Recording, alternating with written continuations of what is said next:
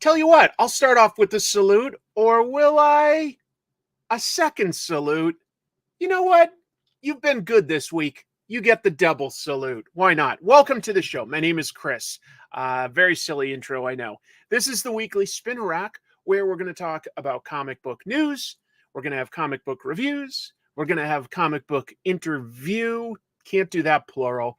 We do have an interview. I'm excited to talk about some of the comics that came out this week. You know, we're starting with DC's big event, All In, and yet I just got to say, this Helen of Wyndhorn book is something amazing.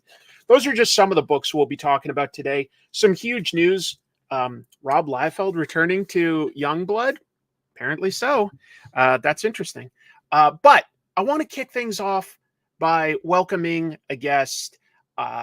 Great guy. One of the first people to really be kind to me that was a pro when I had started my channel. Like, stopped me at a New York Comic-Con and just talked to me, and I had a wonderful conversation. He's always got, time when you meet him. Really a wide variety of projects to talk about that he's worked on. But a guy I really like. I hope I didn't embarrass you with any of that, Jim. Hello, how's it going? Hello, my guest, thank you Grim for having me. Jim Zub. The Grim Jim Zub, that's Grim right. Jim. Yeah. That nickname, I can always tell. So to let your viewers know, if you're reading Conan the Barbarian, all the credits have got very much a classic kind of 70s, 60s, 70s kind of Marvel vibe to them. Yeah. And so my credit is Grim Jim Zub, which is a running gag because I'm this smiling Canadian guy, and that's kind of the gag. But people come over to my table now, and I know if they've started reading my stuff on Conan because they just beeline over and they go, "Are you Grim Jim?" And it's like very, very intense. And you're like, that's what they know you as. Yes. Yeah. Yeah. So I know it's really taken hold in a fun kind of way. It's great. Yeah. You've done a good job carving out a niche for yourself, doing a lot on Conan, which we'll talk about. But I know as part of that, you go to events that aren't always just Comic-Cons. So, like, sometimes you go to like gaming events because you've worked on like Dungeons and Dragons books and things like that. I'm curious though, have you come across any good tabletop games lately? Oh man. Yeah, we play all kinds of tabletop games. So I'm a huge gamer. I worked on a lot of Dungeons and Dragons. I've written a lot of the D&D comics, D&D Rick and Morty, the Stranger Things D&D one as well.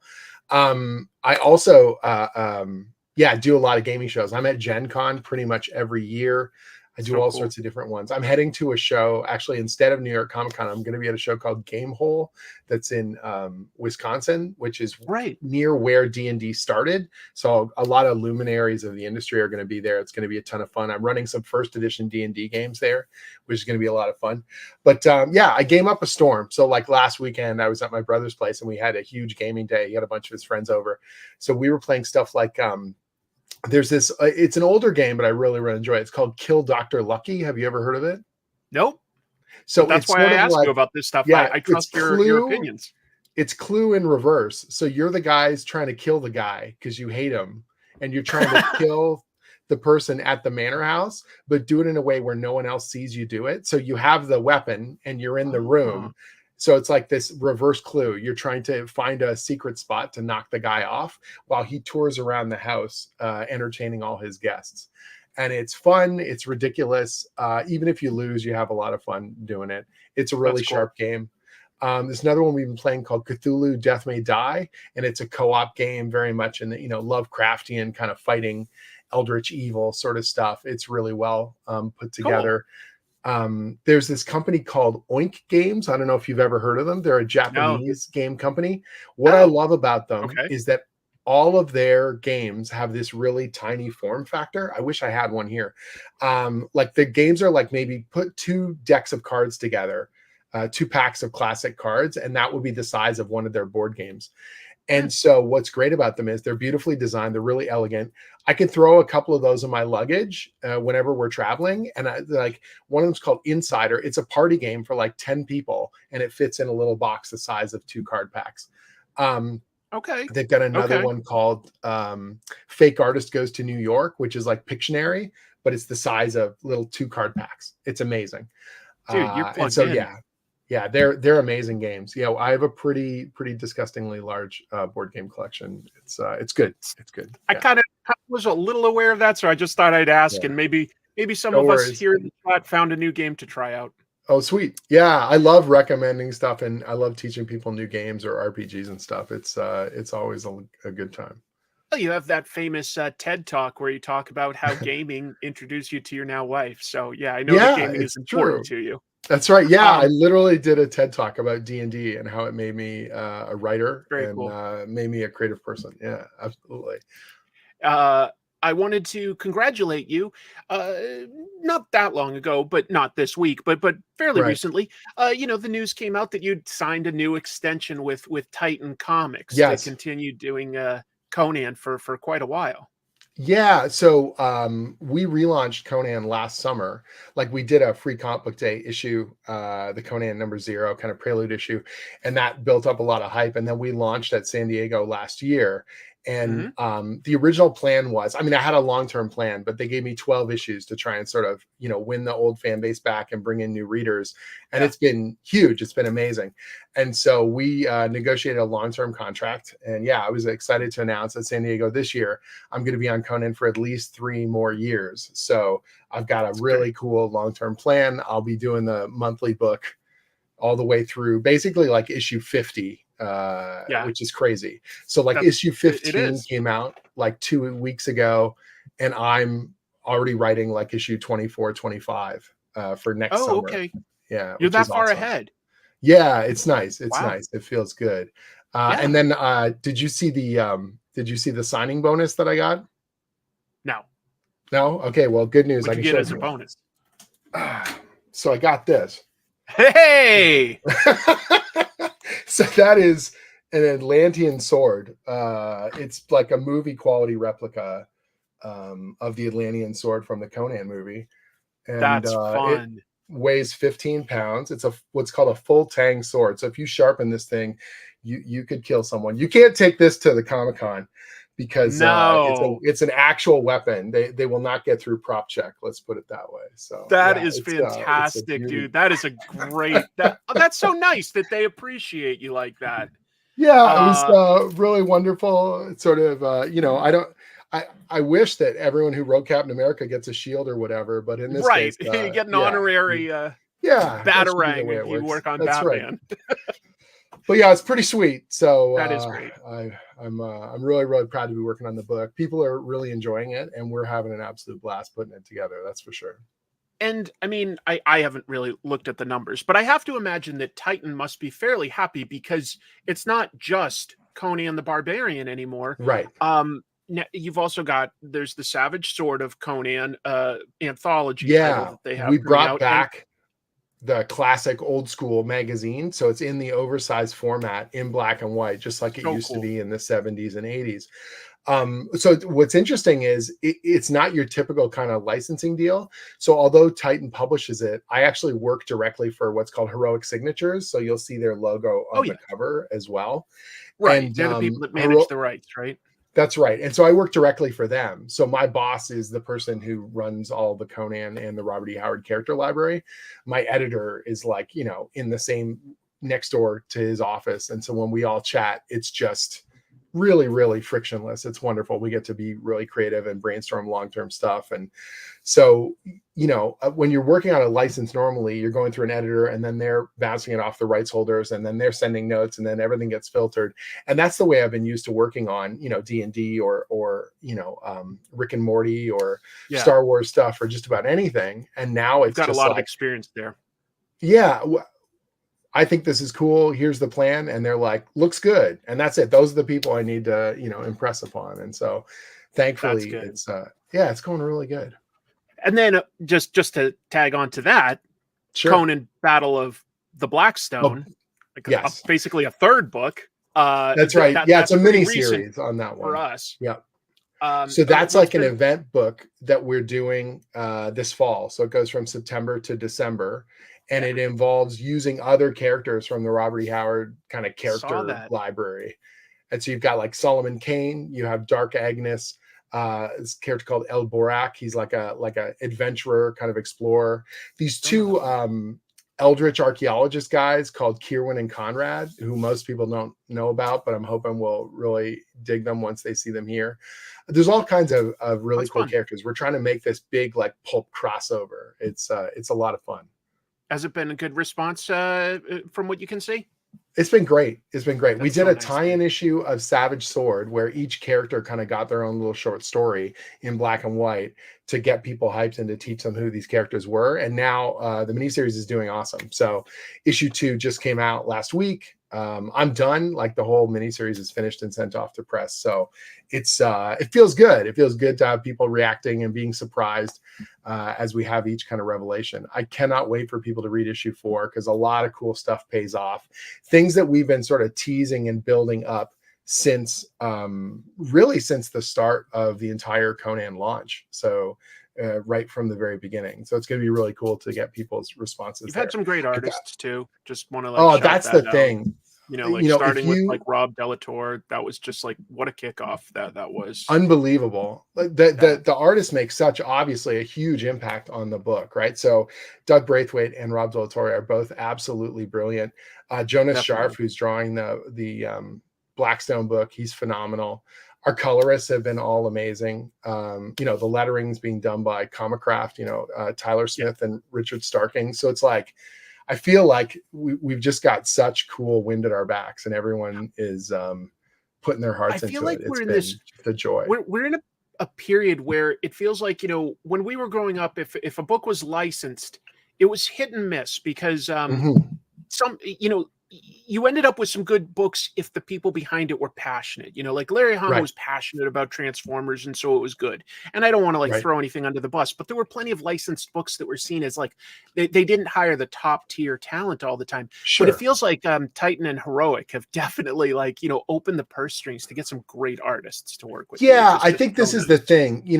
Heroic's main priority is obviously trying to get Conan out in as many places as possible, and they've got a really robust foreign publishing market as well. Oh, thank you. But is that Danny Earls? It is. Yeah, dude, you are amazing, by the way. He is amazing. He is so awesome. Thanks, man. That's very cool. I deeply appreciate it. You guys should talk because if you could get a cover by Danny on Conan, I think he'd be such a good fit for a book like that. We met him so the editors met him last year in New York, and we had a wonderful conversation with him. So yeah, I wanted, if they wouldn't have stolen him for Hulk, not stolen him, but you know what I mean? If he wasn't on Hulk stuff, he earned it. Heartbeat. Oh yeah, it's amazing. It's always that way. I love going to one of the coolest things, the year before when we were ramping up for Conan, we would go to Artist Alley and we were talking to different artists, and they were sort of like, okay, you're bringing Conan back. And they were a little tepid. And now with the launch, it's just like, it's been crazy. People have been so awesome. It's been really well done. The new Savage Sword, Joe Jusko came back and did his first Conan cover in 25 years. What a treat. Mind-blowing. I opened that box with the copies of our issues, and I pull it out, and it's like an incongruency because it's a time capsule, but my name is on the front cover, and you're just like, it's like stepped right out of the 80s, but also I'm involved somehow. It really is a dream come true working on this book. It only just pops into my head, and I know this would sort of be a long shot, but do you think that they would ever reach out to somebody that's still with us that worked on like for instance, Alex Nino is like a master and did some great stuff. Do you think that they'd ever reach out to some of there were a lot of Filipino Jeff artists. Isherwood, who did a bunch of stuff in the 90s, 80s and 90s. He's doing a story in Savage Sword. So I think we got Carrie Nord came back and did a story for Savage Sword. The way we've kind of looked at it, and I'm not editorial, so I don't make those final decisions, but I can certainly be like, hey, don't forget so-and-so, is really that thing where you want to celebrate the legacy of the character. The character's been published in comics for 50 years. And so it's like there's amazing seminal artists who kind of got their start on Conan stuff or have been well associated with Conan. And then there's artists who have always wanted to draw it. And so we're trying to find a balance between those two, where we want to find some old school and we want to celebrate people who have been involved in the past, but then also give new people a chance to really tackle this stuff and show us what they've got. Like totally Nick fair. Marinkovich I love Nick's art so much, and he's done a couple covers for us, and they're amazing. And I poked him and I said, as soon as he's finished his current project, he's got to come over and do a Savage Sword story, because his rendering and his style is just so confident, so cool. There's tons of artists. Like, I've got a laundry list of, my wish list of people I want to work with. I literally had a call today with someone. We had to figure it out because different time zones. All I can say is they're over in Europe. And we had this wonderful conversation about a future story that they're going to be doing, fully painted, like every page. And so we're giving them a huge lead time to do this special story that we're putting together. And so it's this crazy thing where we're talking about stuff way down the line, and they're going to be starting to work on it in literally 2 weeks. So every week or so, there's going to be these fully painted pages coming in for this story that I've been wanting to do forever. So it's like, man, it's a fun time right now. That's good. I was reading in your most recent newsletter how you've decided to reread some of the original prose stories by Howard, which I think, when you get to as much comic book history as Conan has, that it does make sense every once in a while to go back to basics and see, like, well, what can we mine? Like, what were the original ideas? Is there anything you're picking up? Absolutely. So Conan, a lot of people may not realize Conan's older than Superman by like 6 years. The original pulp stories were short prose stories published in Weird Tales magazine. And there's, depending on how you measure it, there were 17 that were published in Weird Tales before Howard passed. There's about 4 other stories that were completed that they found that were either rejected by Weird Tales or he had never sent in. And then there's some fragments and stuff like that. But almost all of them are short stories, like 10,000 words or less. You can read them in one sitting. Each of those short stories. He wrote one longer novel called The Hour of the Dragon, and stuff like Red Nails is a little bit longer, but overall they're all really short and punchy and easy to dive into. And it's amazing how visceral they are. Like, still to this day, you read them, and the way that Howard kind of forges his prose, man, it's poetry. It's really, really beautiful. And so when I'm doing my narration caption boxes, I want to have a little bit of that. I'm never copying it word for word, but I want to have that kind of vocal rhythm. And it's always good to go back to that source and kind of reread. Roy Thomas did a lot of that in his narration. Every once in a while too, they'd adapt a literal story. That was sort of an event in the Conan book. That was always cool. Absolutely. And so for me, it's like, I'm trying to write stories, that I come up with, but give it that lyricism or make it feel like something really that could have been torn out of that era. Like we've unearthed these Bronze Age issues, and, you're getting them every month, but they're even more kind of violent. And because we get to do a mature reader's book, which has never been done with Conan before. So that's the other advantage. It's a good fit though for a character like Conan. It's a good fit. Totally. And the original pulps were extremely violent and extremely intense. So that's the thing now, right? Oh, Queen. No, it just said he's reading Queen of the Black Coast. Oh man, one of the absolute. So those are in at Heroic Signatures. Those original Howard stories are the only canon, and so all my new comic stories fit in between. So I can tell you, well, this one takes place between whatever. That's nice. God in the Bowl and so you've got your own timeline map so that you can go like, look, if we ever need to refer to something that's canon. I know where that is. Lovely. And the important thing for me, like the original, Nick Barucci, $100. Oh my gosh. Nice to me. Thank you, Nick. But also a nice compliment to you, where he's saying that he really liked working with you on Red Sonja and Pathfinder. Very sweet. Nick nice. Hired me for my first monthly gig at Dynamite. I did the Pathfinder series for them. I did 3 trade paperbacks of Pathfinder. And then I did a Red Sonja one-shot. So that was actually my first Hyborian story, if you get right down to it. It was a one-shot called Red Sonja and Cub. And then, just before the new Conan series launched, we did Unbreakable Red Sonja. And that was a lot of fun as well. So that was sort of taking this character. A lot of people don't realize the Red Sonja that's in the comics is not Robert E. Howard's Red Sonja. It's sort of an adaptation. It's even spelled differently.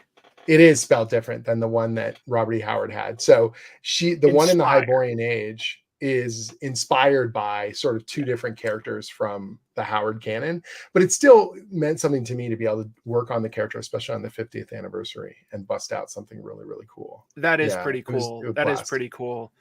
Let me ask this.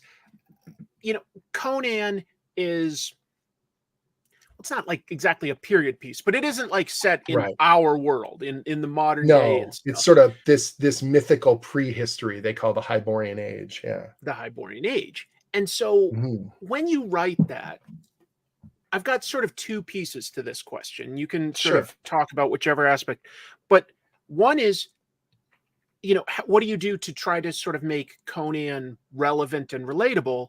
And then the Mhm. second one is, what do you do with Conan as a writer that takes you out of your comfort zone? Right. Feel free to pick up on So either of them. sure. So for the first thing, you were talking about how you make him feel relevant. Like the Yeah. character has been popular, you know, for over a 90-year publishing history. And so there's obviously something there that has stuck with people. And my job is not to reinvent that or to wipe that away. It's to sort of drill in and understand what that is, what makes that character so potent. There are Yeah. tons of pulp characters around that period, but Conan stuck around and formed, kind of became the bedrock of the sword and sorcery genre. So Mhm. it's like almost like a Western or like those classic samurai stories. This character travels, he's got wanderlust, he goes from place to place, and wherever he goes, things will change. He will break the ties, you know, that are holding people down, or he will unleash or discover, or you know, that kind of. There's a term that my friend Robin Laws, I don't know if he came up with it, I'm pretty sure he came up with it, called a procedural character, where we don't want to see the character going through your classic kind of story arc where they constantly Yeah. evolve or become something different. We love who they are and we want to see Yeah. how the world breaks around them. If you watch like an old TV show like Matlock or something, or Right. crap, what's the investigator guy? Columbo? Columbo. We don't want to see Columbo change. We want to see Columbo Right. be the Columbo that we know, up against something we've never seen before or in a Some difficult situation. Exactly. Sometimes a character doesn't necessarily have to go through an arc, but if we can like finish a story and then recontextualize with like what we Right. learn at the end, the whole story, that can also be something that like we as Right. the readers sort of went through a journey. And what we enjoy is seeing them put into different situations and challenges and Sure. see how they deal with Okay. those particular situations. And so my job is to say, okay, Conan roughly breaks into these three eras. You know, Conan the youth, he's impetuous and he's rebellious, he's a thief and he's a kind of a scoundrel. There's Conan becoming the leader of men and realizing that he can't just eschew civilization, and he's becoming more reliant on groups of people and leading forces. And then there's eventually Conan the king, where you have the core theme of Robert E. Howard, which is civilization versus barbarism. How do you find that balance between these two things? And the idea that Howard had was that barbarians or savagery is not bad. The Yeah. savage, for lack of a better term, is more trustworthy than any civilized man, because the politician will tell you to your face one thing and then they'll stab you in the back, quite literally, in the Hyborian Age and in our modern era sometimes. Whereas Conan will tell you the truth. He'll tell you if you cross this line, he'll slay you. He'll tell you if he's going to be at your back, and he Right. will be there right to his dying breath. And that in some ways is more true than someone duplicitous in this veneer of civilization. And so Yeah. my job, like with any iconic character, is to put them in situations you haven't quite seen before, to use those ingredients, hopefully in slightly different combinations, and drive the character to a point where you genuinely don't know how they're going to get out of it. And obviously that's part of any serialized storytelling, but it's fun to sort of realize that the Hyborian Age is this world of mystery, and it's this incredible world of splendor and darkness and destruction, and magic is not something like high magic, high fantasy magic like you see in Tolkien, where it's used for healing and it's, you know, goodness. It's like dark, mysterious, cultish, Yeah. corrupting, evil, strange. And so what's in the shadows is kind of way more potent in the kind of pulp fantasy world of Conan and characters in that sort of milieu. And it's a lot of fun to not reveal everything, to not have a prophecy or an item that's going to solve everything. That if anything, the magical items are cursed and they're going to pull you deeper into the darkness and the unknown. That's the stuff that so cool. I love. Yeah, about working on it and about building in those places. It's a blast. And then like I'd sort of asked two at once, which is very unprofessional, really, folks. It's wildly inappropriate. What's this? But the second one was, I was just like, when you're writing Conan, is there anything in that pushes you out of your comfort zone? Because like I'm sure the that, original writing a battle scene, no, right? The original pulps are Conan is not a classic heroic character. He's one of the first kind of, I don't know if he's an anti-hero, but he's a sellsword. He's a mercenary. You know, his morality is less cut and dry in that broad sense. He's not going to betray someone who he's made a pact to by any means. But on the other hand, he's also these compliments that are coming through, by the way, are really, really touching. I deeply appreciate it. Everyone, a lot of people have a lot of different positive things to say. Yeah, it's very, very cool. Highlighting some of them for the playback. No, it's sweet. Seriously. So in some ways, it's not my job to write Conan like the way I would do something. He's not making decisions I would always make, but that's my job. It's when I write characters, it's a role-playing kind of thing for me. It kind of takes it back to the gaming for me. If I'm writing Clint Barton, you know, Hawkeye, I got to think about how Clint's going to deal with a situation, or Wanda Maximoff, or Steve Rogers, or Bruce Wayne, or, you know, Harleen Quinzel, or whoever I'm writing. My job is to role play and to put them through their paces and challenge them, not to subsume them with my own personality. I know there's some writers who are sort of infamous for every character kind of has their voice. And I try really hard not to do that. I want Conan to sound like the Conan you've heard in your head, like the one from the books and the one from the best comics. I want Captain America to sound like, you know, Steve Rogers and Soaring Rhetoric or whatever. Because that's my job, is to find those characters and to play them logically through that story as much as I can. So when you talk about out of my comfort zone, Conan does stuff obviously I wouldn't do. Conan is going to react more intensely or more violently to certain situations, or he's going to, you know, take what he feels he's earned, or he's not going to listen through. Once someone betrays him, you know, he's going to slay them. Like, this is not the court of opinion. He's not hesitating in that sort of way. And understanding him as a writer means stepping away from just my own personal moral code and kind of going within the framework of the story and Howard's world. This completely makes sense. I think one thing that I like it's about fun, but it's also a weird kind of an exercise. No worries. Didn't mean to talk over you, but what I was thinking of is, I think one aspect that I like about the way you write Conan, and I think it's important to the character. Some writers hit it, some don't. It's that, first of all, he's not dumb. He's quite cunning in his own way. Absolutely. Yep. Second, he is romantic. You know, and those scenes where he has, like, you know, a love scene with a swagger, you know, a lady or a warrior that he passes through. Like, I think that is kind of important to showing who he is. I mean, the character is aspirational in a survival sense, and aspirational in sort of a, obviously the physical presence that he is, and also the fact he is attractive to a lot of ladies. They see strength and power, not just in terms of physical power, but in terms of personality and desire. But he isn't a monk with some chastity code, you know. No, not at all. He beds women from town to town. Absolutely, right? And that's part of who he is. The cliche of the dumb lunkhead barbarian, the caveman ugh kind of barbarian, is very much that. Brian's got it nailed down. Yeah. What he said there is 100% correct. The cliche, unfortunately, it grows out of the Conan movie, right? So Arnold Schwarzenegger was an incredible physical presence in that movie, but he's not a well-tuned actor. His accent is really, really thick. He was really new to acting. He's really coming into his own. And John Milius wisely figured out that he was a much better physical presence. Like in the original drafts, he was supposed to do all the narration himself, and they realized that wasn't going to work. He's not erudite enough to do this. That's when they end up getting Mako to do the narration, and it works much better. But it means with that narration, you've got this mythic kind of thing happening, but he's a man of few words, much fewer in the movie than he is in the original books. Right. Like the very first Conan story that's ever published is called Phoenix on the Sword.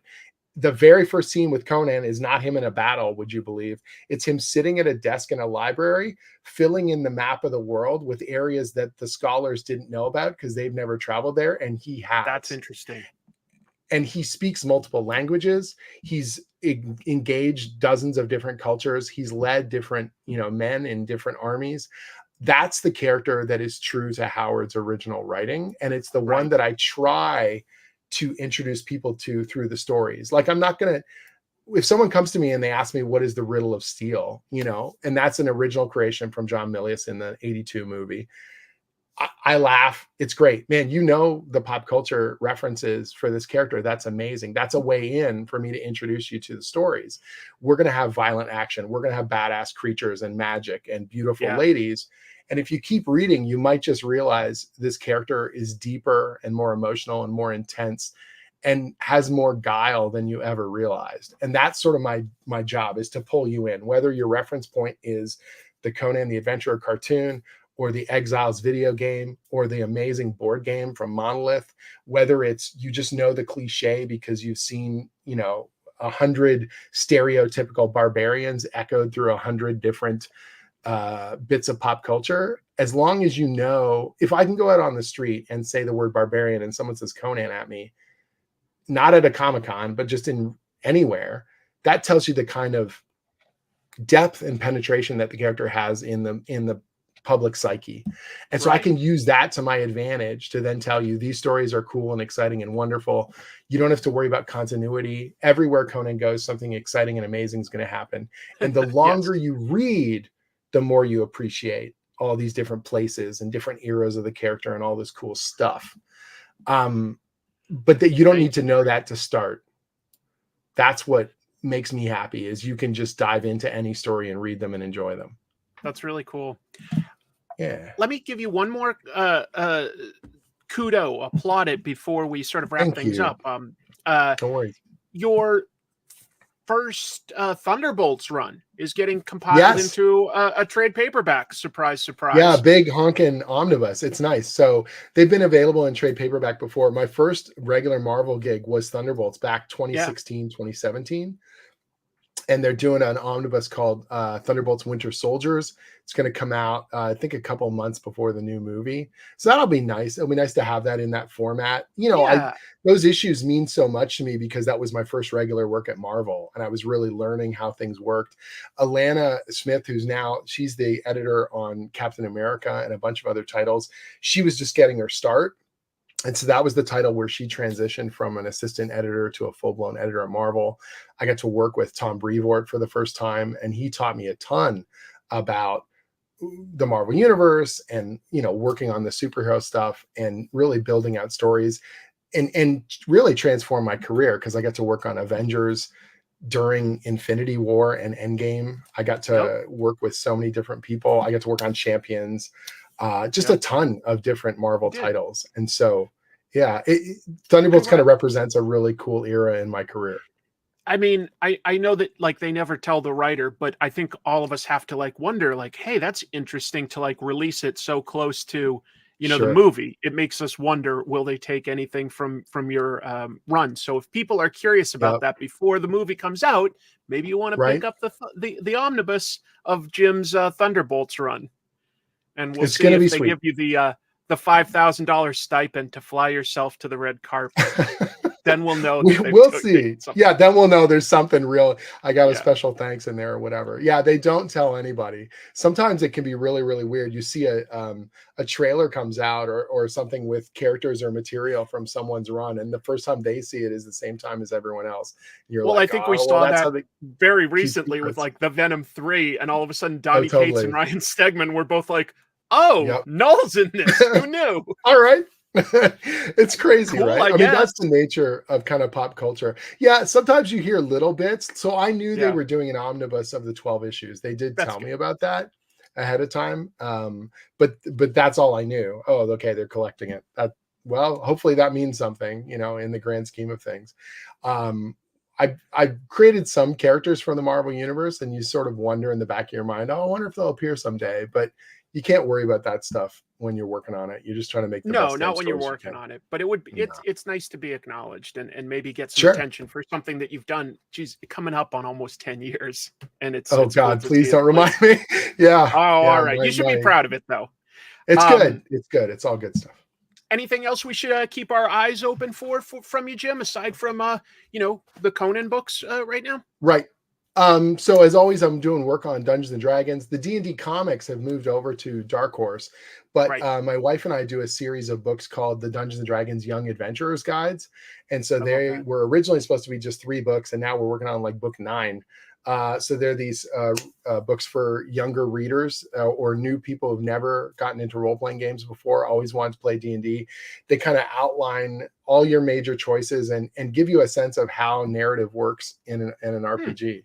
And we've gotten Oh, amazing that's feedback great. on them from librarians and teachers and dungeon masters, that it's an easy entry point for a lot of people who've always wanted to get into the game but been intimidated by sort of charts and rules and am I doing it right? So yeah.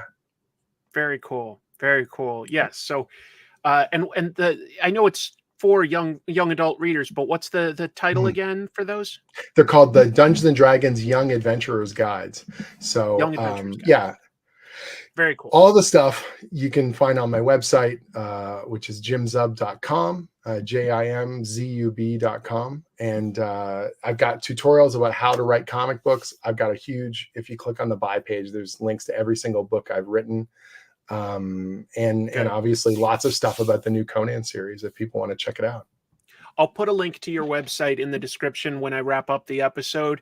And Very cool. yeah, people should definitely take a look at that. If you're interested in working in comics, Jim does have I've looked at them over, a lot of great resources, because we didn't get into it in this interview, but Jim's also a Right. teacher. So It's true. he knows not just how to do this, but how to relay it to the layman Right. and bring them up to speed and hopefully make them a better writer, a better artist, etc. So Jim. Yeah. So there's a lot of free resources there if people want to check them out.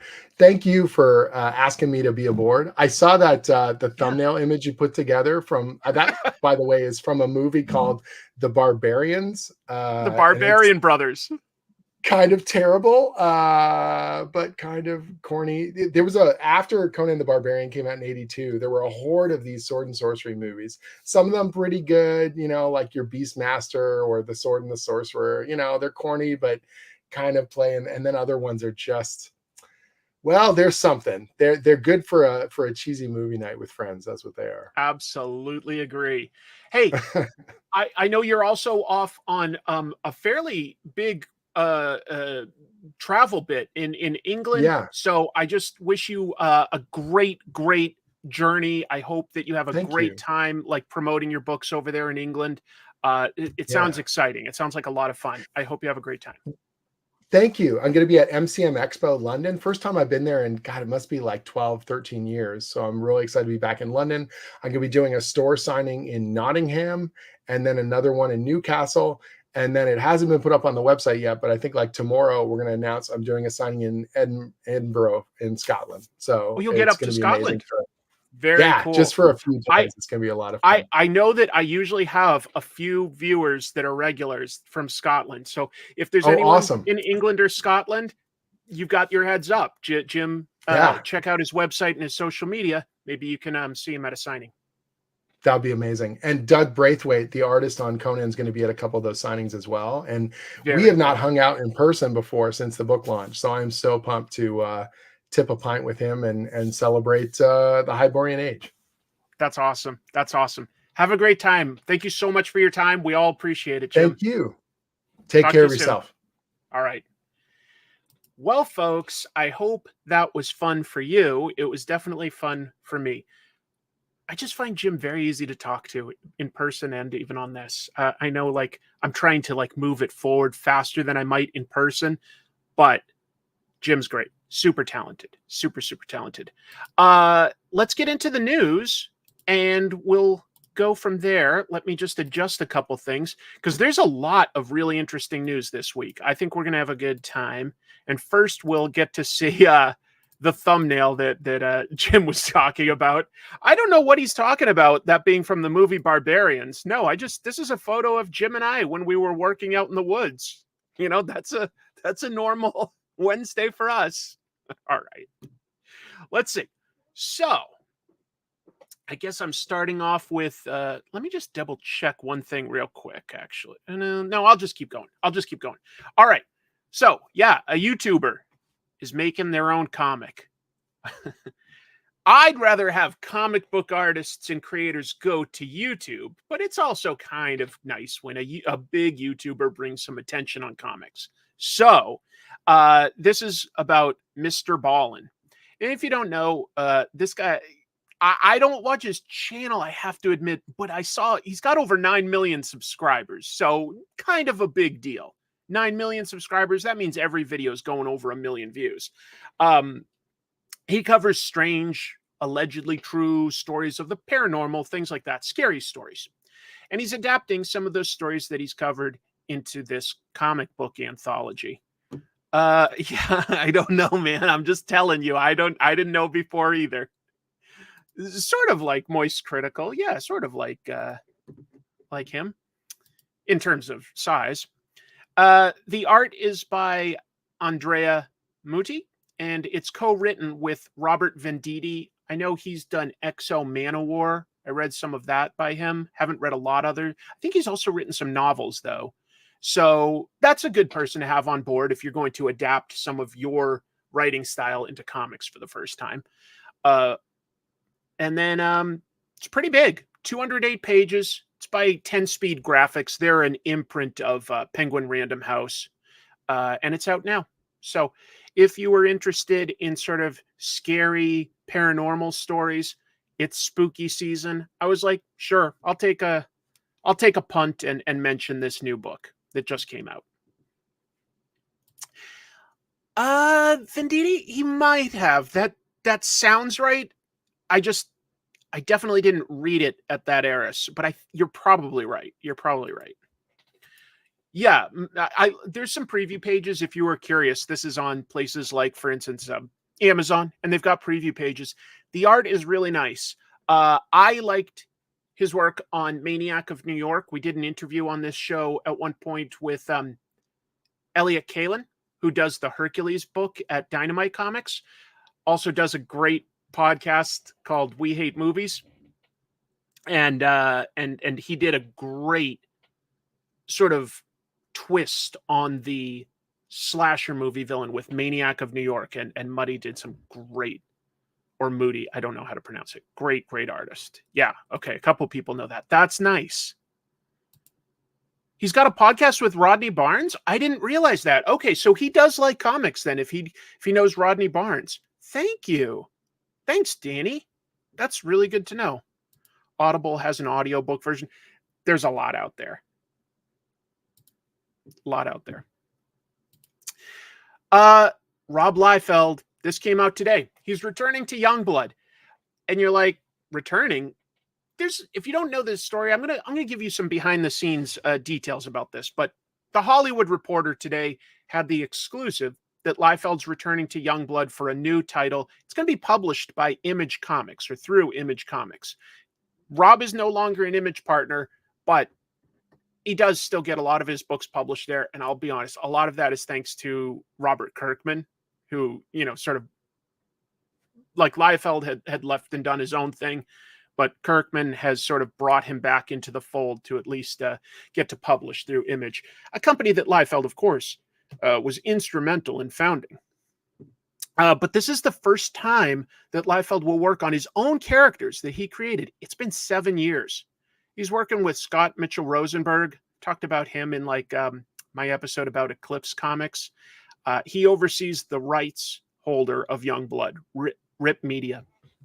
If you don't know, when Rob Liefeld left Image, he founded his own studio, and I believe the first one was Awesome Comics. To get the funds to do that, he sold off the rights to a bunch of his characters, including Youngblood. So he does not technically own Youngblood anymore. He retained... It's complex. There's a lot of history to it, to be honest. But of all the characters he created in Image, like, Liefeld held on to about a third of those characters, and then like 2/3 of them were sold off. So anyway, look, every time he comes up with a project, it makes waves. It just does. And it'll be interesting to see what he does with the characters after all this time. Think about it. It's been like 30 years. So maybe he's got a new take on the material. I really don't know. But which is better? Well, Joe Casey writes Blood Squad 7, which is basically sort of a take on Youngblood, but like set in the modern shared Image universe. But Joe Casey did also write Youngblood at one time, so he knows those characters in that world very well. I like Blood Squad 7 a lot, is all I'll say. And yeah, I think that Rob has always had Valentino in his corner too. So it'll get a lot more publicity, I'm sure. This is just today that this is breaking. I'm sure when it comes out, you'll see it in a lot of news places. Liefeld promotes stuff too. He's a good marketer for himself. I don't need this earbud in anymore.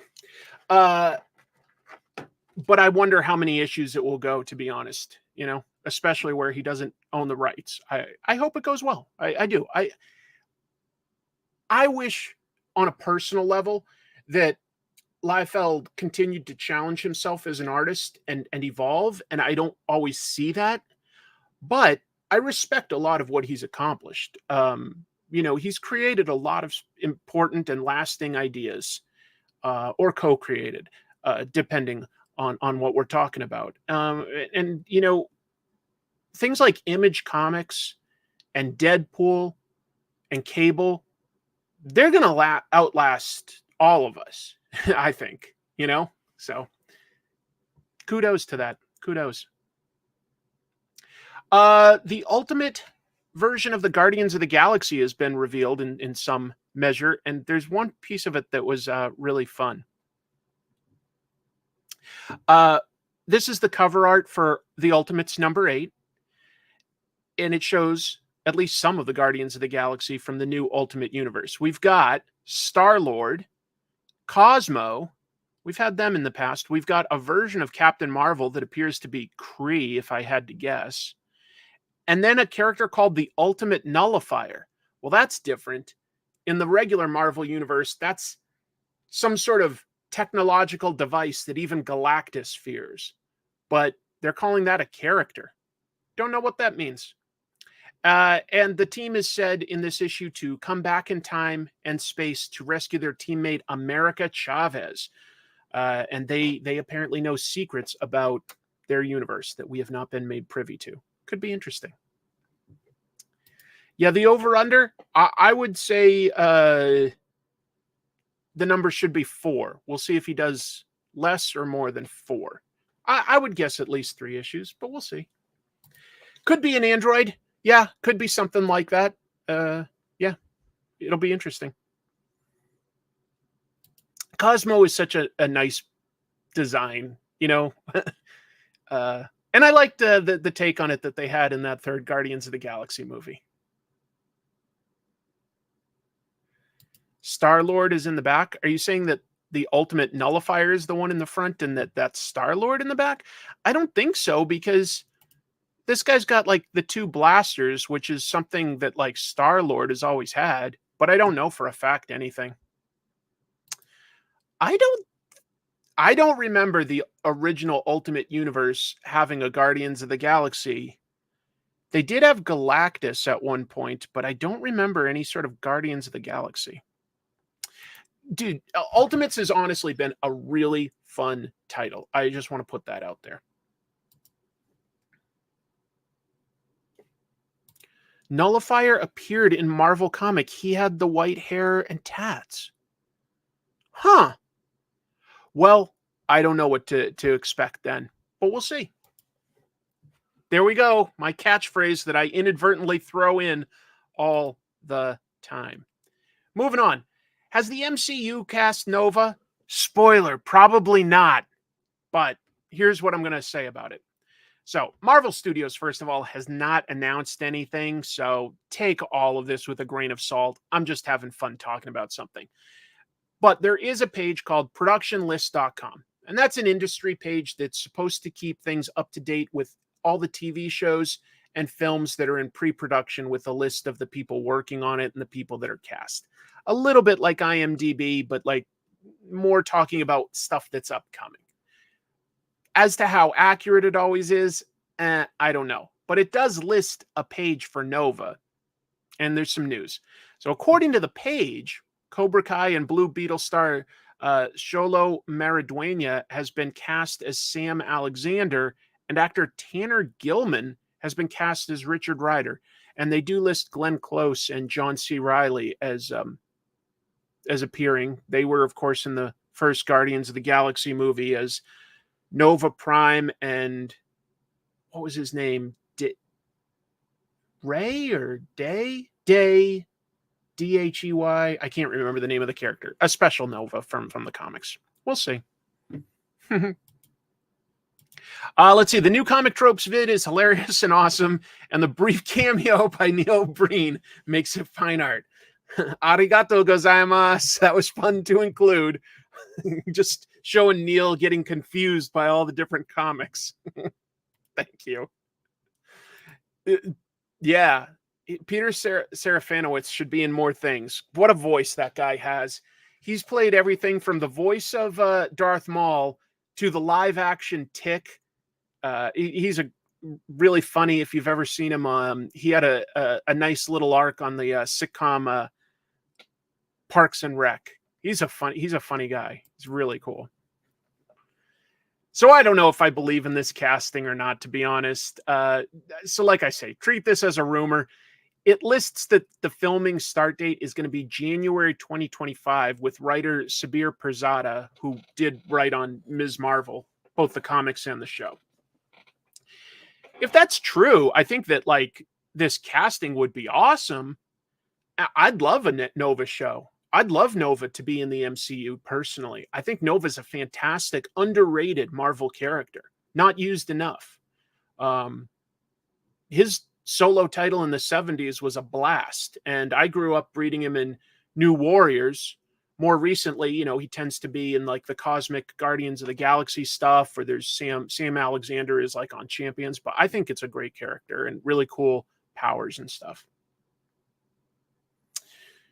DC Studios announced that they're making a Robin movie, or should I say Robins. So specifically, James Gunn posted this saying, "Over the moon excited to announce the newest DC Studios Warner Brothers Pictures animation greenlit film for theaters, Dynamic Duo. The story of Robin, or should I say Robins, as in Dick Grayson and Jason Todd. The first feature film from the visionary Swaybox, a mix of animation, puppetry, and CGI, a script from the wonderfully talented Matt Aldrich, and produced with our partners at Matt Reeves' 6th in Idaho. This is something special." So, yeah, you've seen the post, Swaybox. This would be their first movie, but you may have seen something by them, and they've got a really interesting visual style, if in fact what they've done in the past is indicative of what they're going to do next. They did a Super Bowl commercial, and it looked like sort of mini versions of all these famous NFL players sort of like running rampant and knocking over all the snacks while the family was getting ready for the Super Bowl. Here's like one shot of obviously Peyton Manning. And so like, yeah, I guess they use a puppet and then somehow they put like CG stuff over it, but the faces themselves are also super expressive. So to us, it would probably look closer to CG animation, but it also has a little bit of movement that reminds you a little of like something like Coraline stop motion animation. It's a real unique blend. It's a really unique blend. A wild card is a really good way to describe it, because the subject matter and the visual style are big question marks. What I do like about this personally, though, is I'm seeing more animation studios take, or just, I should say, film studios take these big swings ever since the first Spider-Verse movie. You know, that had a really unique visual style. And then we saw that but Ninja Turtles, Mutant Mayhem, that's what it was, also had a very different visual style. And I do like that experimentation. Maybe someday one of those won't hit the same way, but I think animation, a film animated version of some of these superhero characters, is giving us something a little different than what we're a little used to now with the live action productions. Could be good. Right. They use rubber faces with their stop motion. And that is cool. I saw a picture of the Ultimate Guardians of the Galaxy, and the gentleman in the back is definitely Star-Lord. Huh. Well, that is a surprise, but okay. Thanks for the news. I did not expect that. You know, and this is one that I didn't see, but I heard that Nimona was a great adaptation. I heard a lot of positive response to that. It does look like Peyton Manning. The premise of the film is going to focus on Dick and Jason being orphan thieves who call themselves the dynamic duo. I didn't hear that part, but maybe that would make some sense. Works almost across the street, your partner does, from Leica Studios. Leica produces great stuff. I would say that for like stop motion animation, they're kind of the best in the industry right now, right? I don't know who else you'd compare. Could be fun. Could be fun is all I'm saying. We'll keep up to date with that. Speaking of comics turning into films, Look Back is getting a great response. Now, I talked about this book on one of these episodes. Great manga. Let me give you some details. Look Back, if you don't know, it was a one-shot manga, as in tells the full story in one manga, and it's by Tatsuki Fujimoto. That's the creator, the artist, the writer, etc. of Chainsaw Man. That's what he's most known for. But I love his one-shots. They're very, very emotional journeys, in my opinion. The story, if you haven't read it, it follows two very different artists that befriend each other and really inspire each other to make better manga. They both love drawing. One is sort of like popular because she draws like funny gag strip manga. And then one is like somebody that like is very shy and stays at home all the time, but like draws in a really deep illustrative style. And they both admire each other and befriend each other. It's really, really awesome. But look at the response here.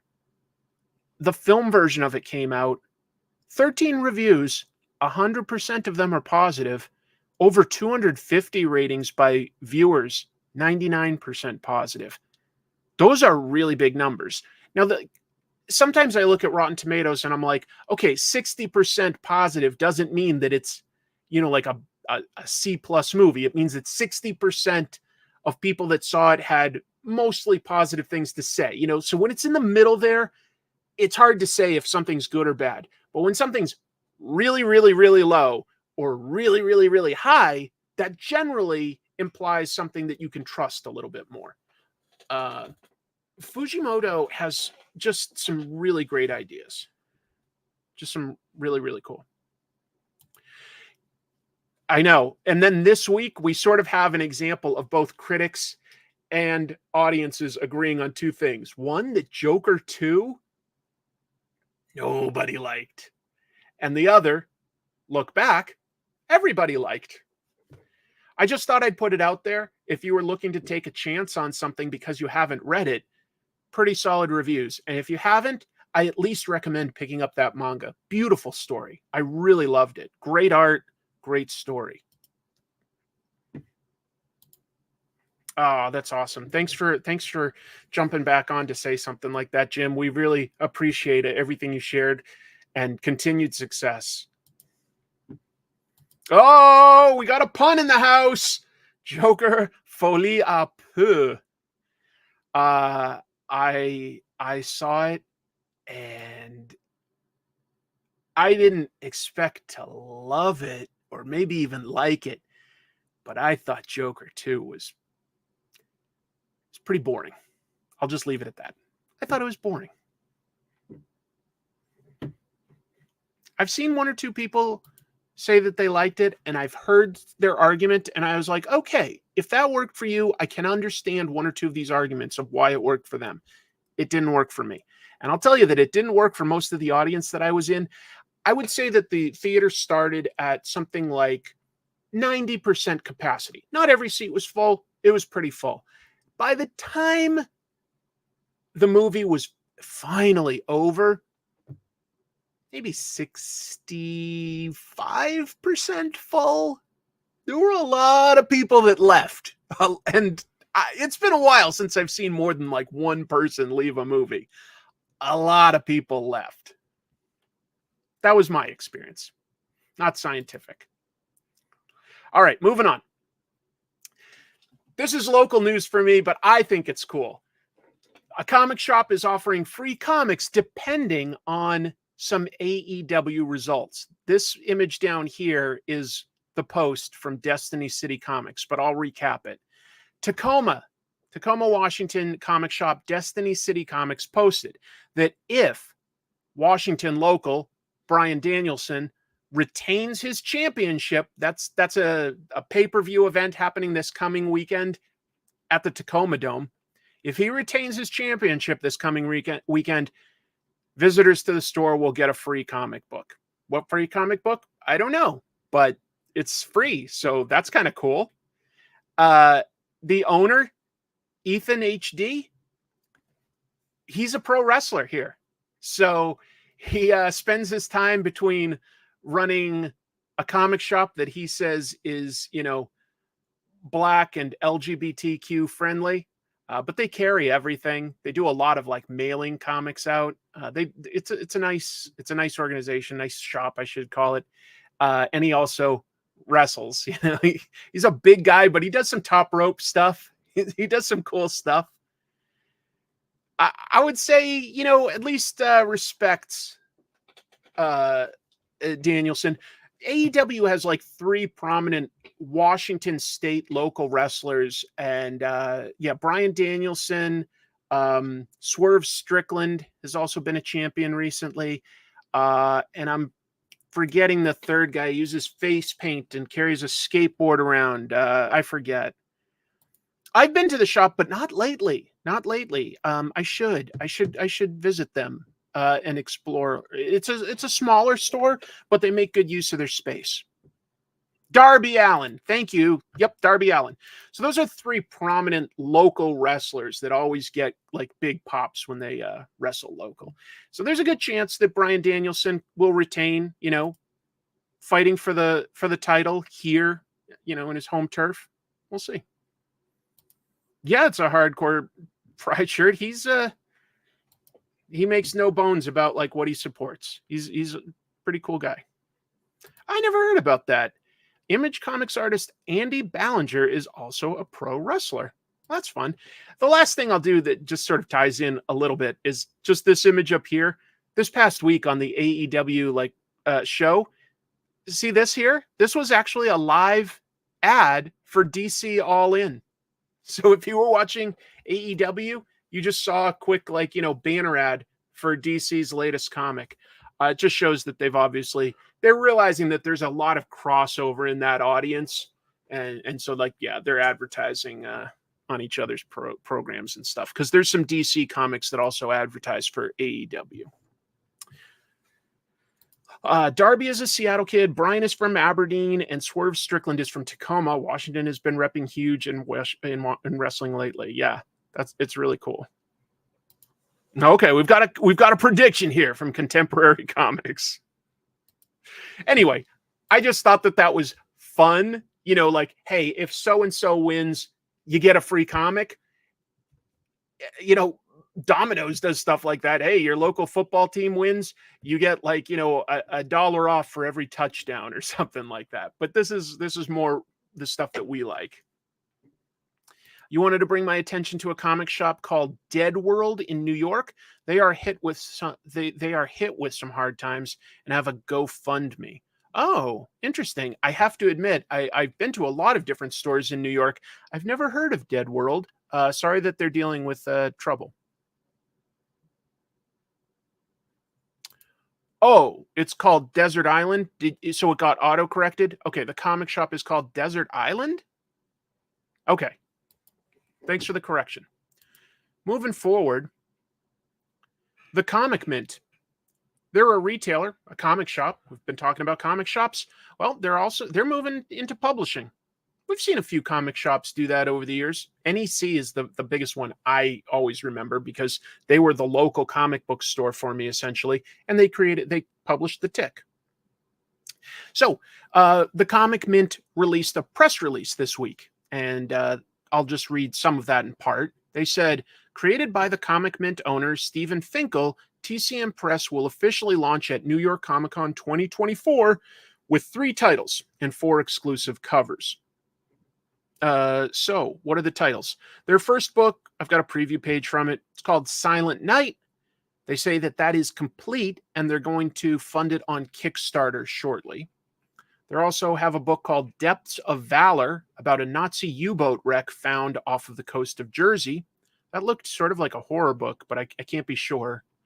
And then they noted that a previously Kickstarted creator-owned book, Unholy Nightmare, will get a new printing from them.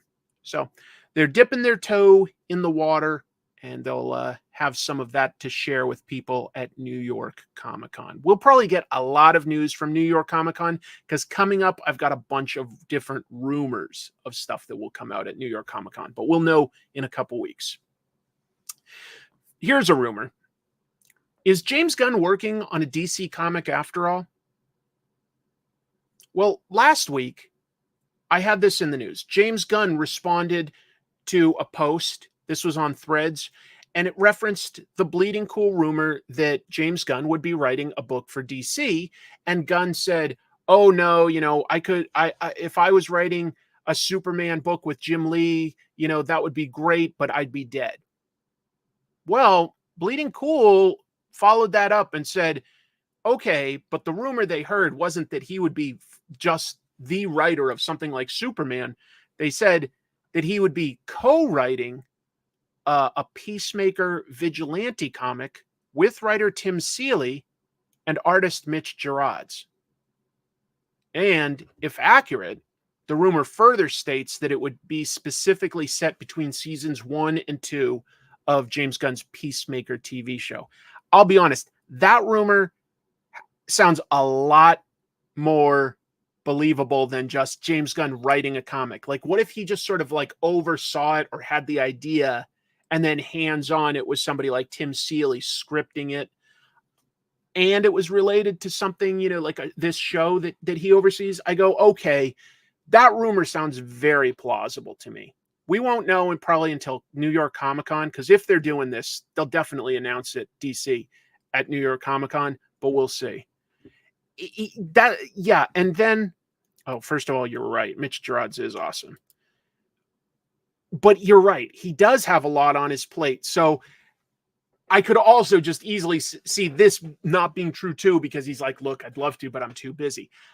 But there's some specifics here, and I go, maybe like co-writing in terms of like, I had the plot, and so that makes you the co-writer. But like, you know, the actual hands-on work may be done by others. It would be cool. Mitch Gerads is such a cool artist, to be honest.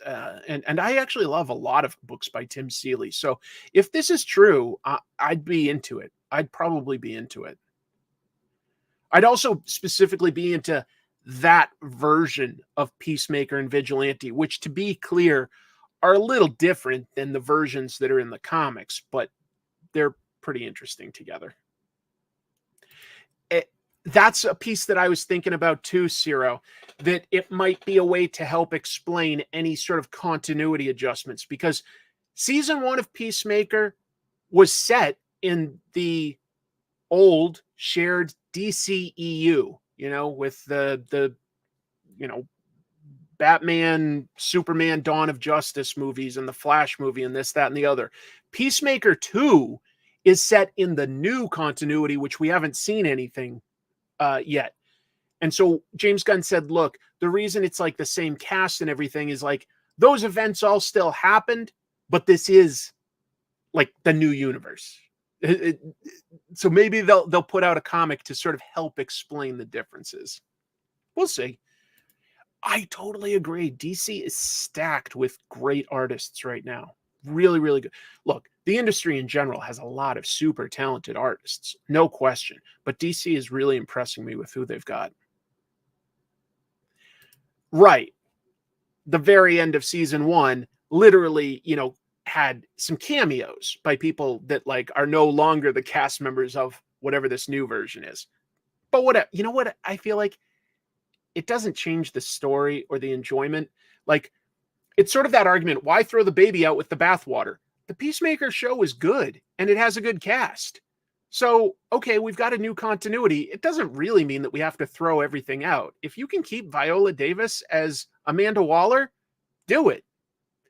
The James Bond movies rebooted with Daniel Craig as a new young Bond. He still had Judi Dench playing M. It wasn't like it was tied to the previous versions with Pierce Brosnan or anything. They were just like, yeah, whatever. We'll just keep the same cast member in that role. Who cares? It's a new continuity, but who cares? Yeah, you could easily still go, okay, I can believe that the story from season 1, all of that still happened to this character. It doesn't matter. You don't have to think about it too hard, honestly. I'm probably talking about it too much.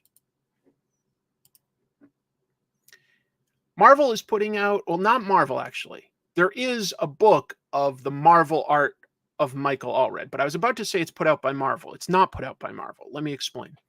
Clover Press announced the 5th book in their series of the Marvel art of. They've done several of these books, and this time it's going to be Michael Allred. And I'm mentioning that just because I'm a big fan of Michael Allred. I just really like his stuff. I think it's cool.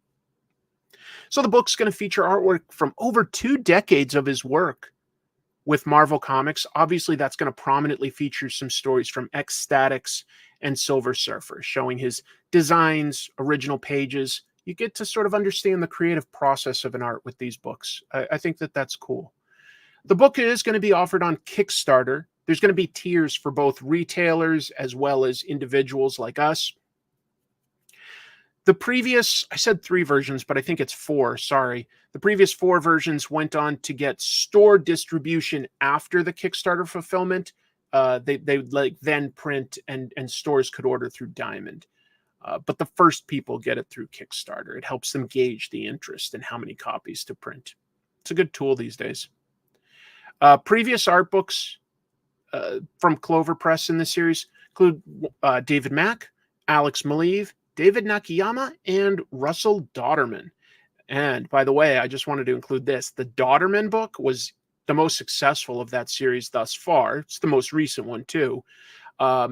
Raised over $350,000 with 2,190 backers. Anybody that's run a Kickstarter campaign will tell you that's really good. That's really, really good. Yeah, I have all those runs, but I love also seeing like the scanned black and white art and the designs and the thumbnails and stuff like that. So I do like art books. I will definitely admit to that. It should be a nice art book. Yeah, they call it the Marvel art of Michael Allred, but you have to say maybe it would have been worth saying the Marvel art of Michael and Laura Allred, since she does basically color everything he does. But then again, a lot of this is probably going to be the black and white art. A lot of it probably will be.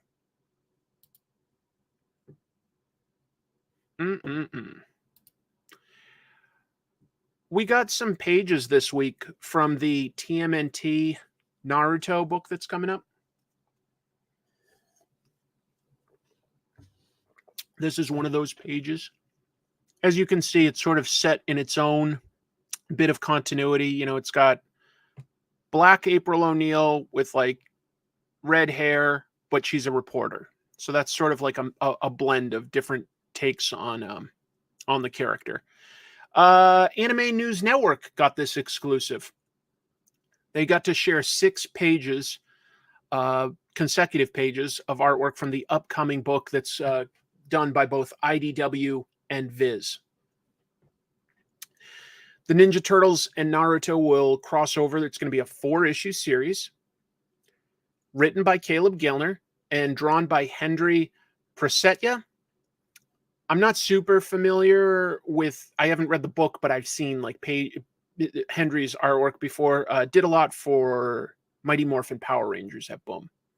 The story is going to feature April O'Neil in interviewing the leader of the Hidden Leaf Village, and that attracts the attention of the Foot Clan. So it sounds like it'll be set in Japan. I think that sounds like fun. See, that for something that has so many ties to Japanese martial arts and history and stuff, the Ninja Turtles themselves have very rarely gone to Japan in their stories. Oh, that's nice to hear. Nice blend of styles. This is for me. Oh, man, I agree. I would love to see a Mike Allred version of a Ninja Turtle. That would be cool. Let's see. And I guess that's it. So anyway, if you want to see more of these pages, it's on Anime News Network.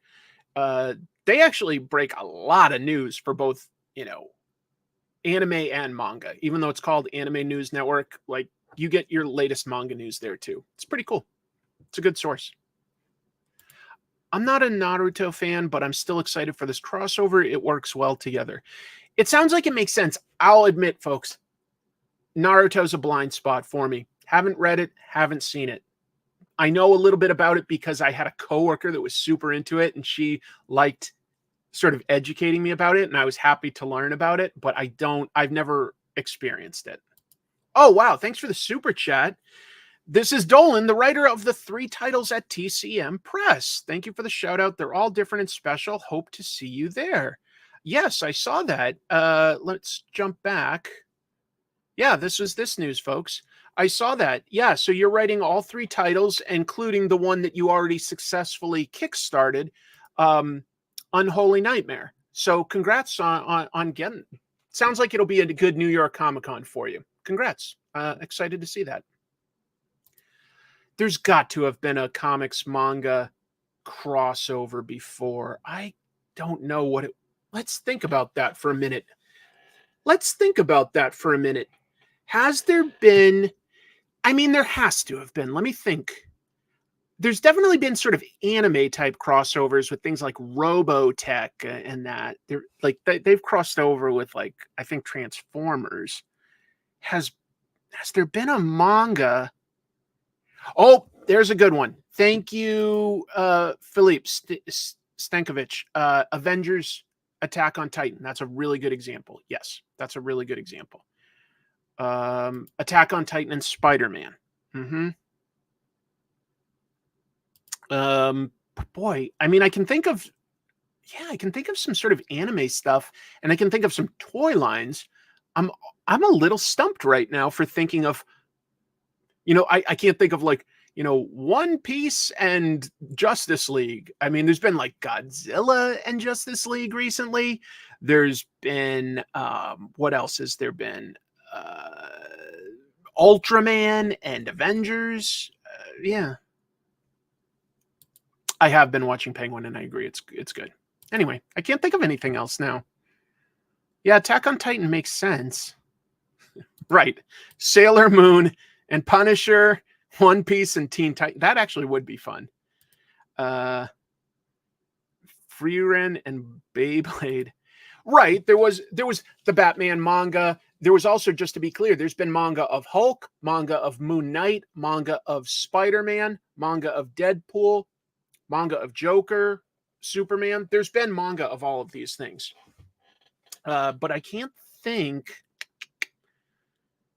of another good manga and Western comics crossover. So I guess it's somewhat unique. Moving on. Do you guys want Green Goblin shoes? Green Goblin shoes, because Nike has announced a new edition of their Clogposit shoes for this year's holiday season based on the Green Goblin. $140 gets you these slip-on shoes, and I guess that makes it feel like you're Norman Osborn. Norman Osborn, you know, wealthy industrialist. These are the shoes that he would definitely wear, right? Have you wanted a green slip-on sneaker?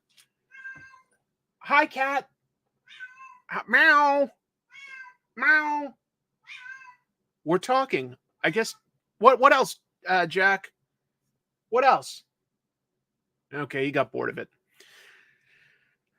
Shouldn't the shoes be purple? Hey, he's called the Green Goblin, not the Purple Goblin.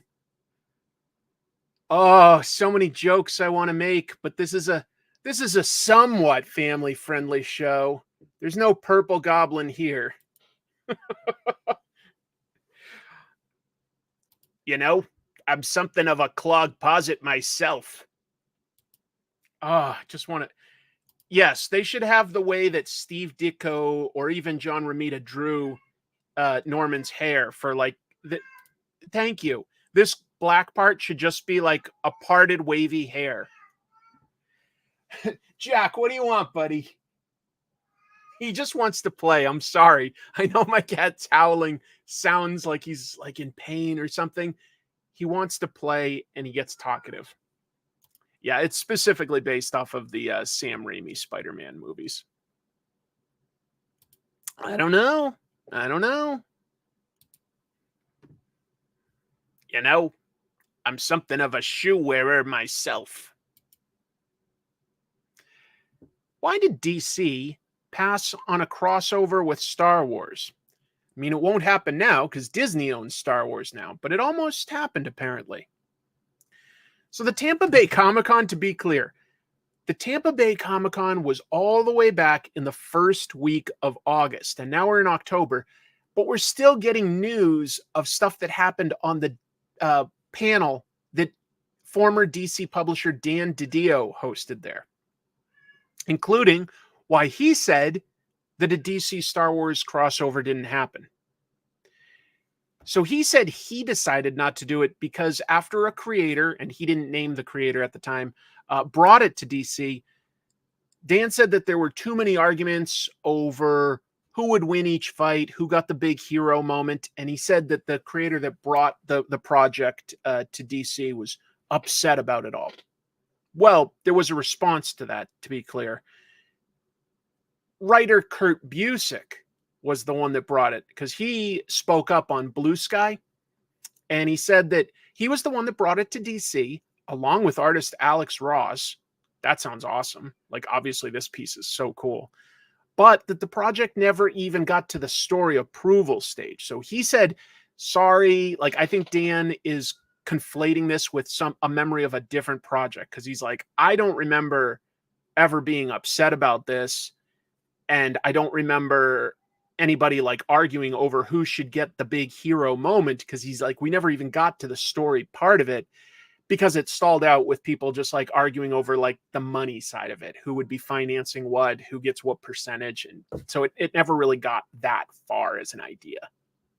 I tend to think that Kurt Busiek is giving a little more details. So I tend to believe that, but who knows? I don't know. I think that could have been fun. You know, it wouldn't have made a lot of sense, but it could have been fun.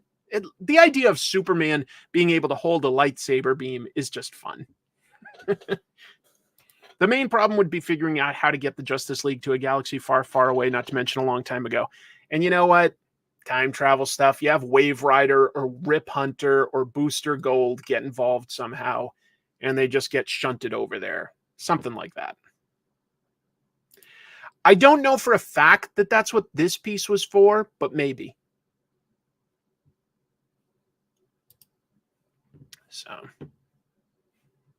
well, I don't think it would have been canon for either of them. It would have just been more of a what if type of idea. An Elseworlds idea, if you will. It's an interesting idea, but maybe it wouldn't have worked. I don't know. There's a GlobalComix DC Comics rumor. And so I made this amazing graphic to help represent the two working together. Look at that. I made that. Isn't that beautiful? Isn't that incredible? So this comes from Bleeding Cool. And what they reported was that DC Comics will begin releasing their digital comics through the GlobalComix platform, and that they'll be announcing that at New York Comic Con. So this is what I'm talking about when I say, look, a lot of this stuff will be confirmed in a week or two. They further mentioned that the comics will be presented without re-editing them. They're not going to chop up the panels or anything to become vertical comics. They're going to present it, page by page, and, probably you can zoom in on each panel.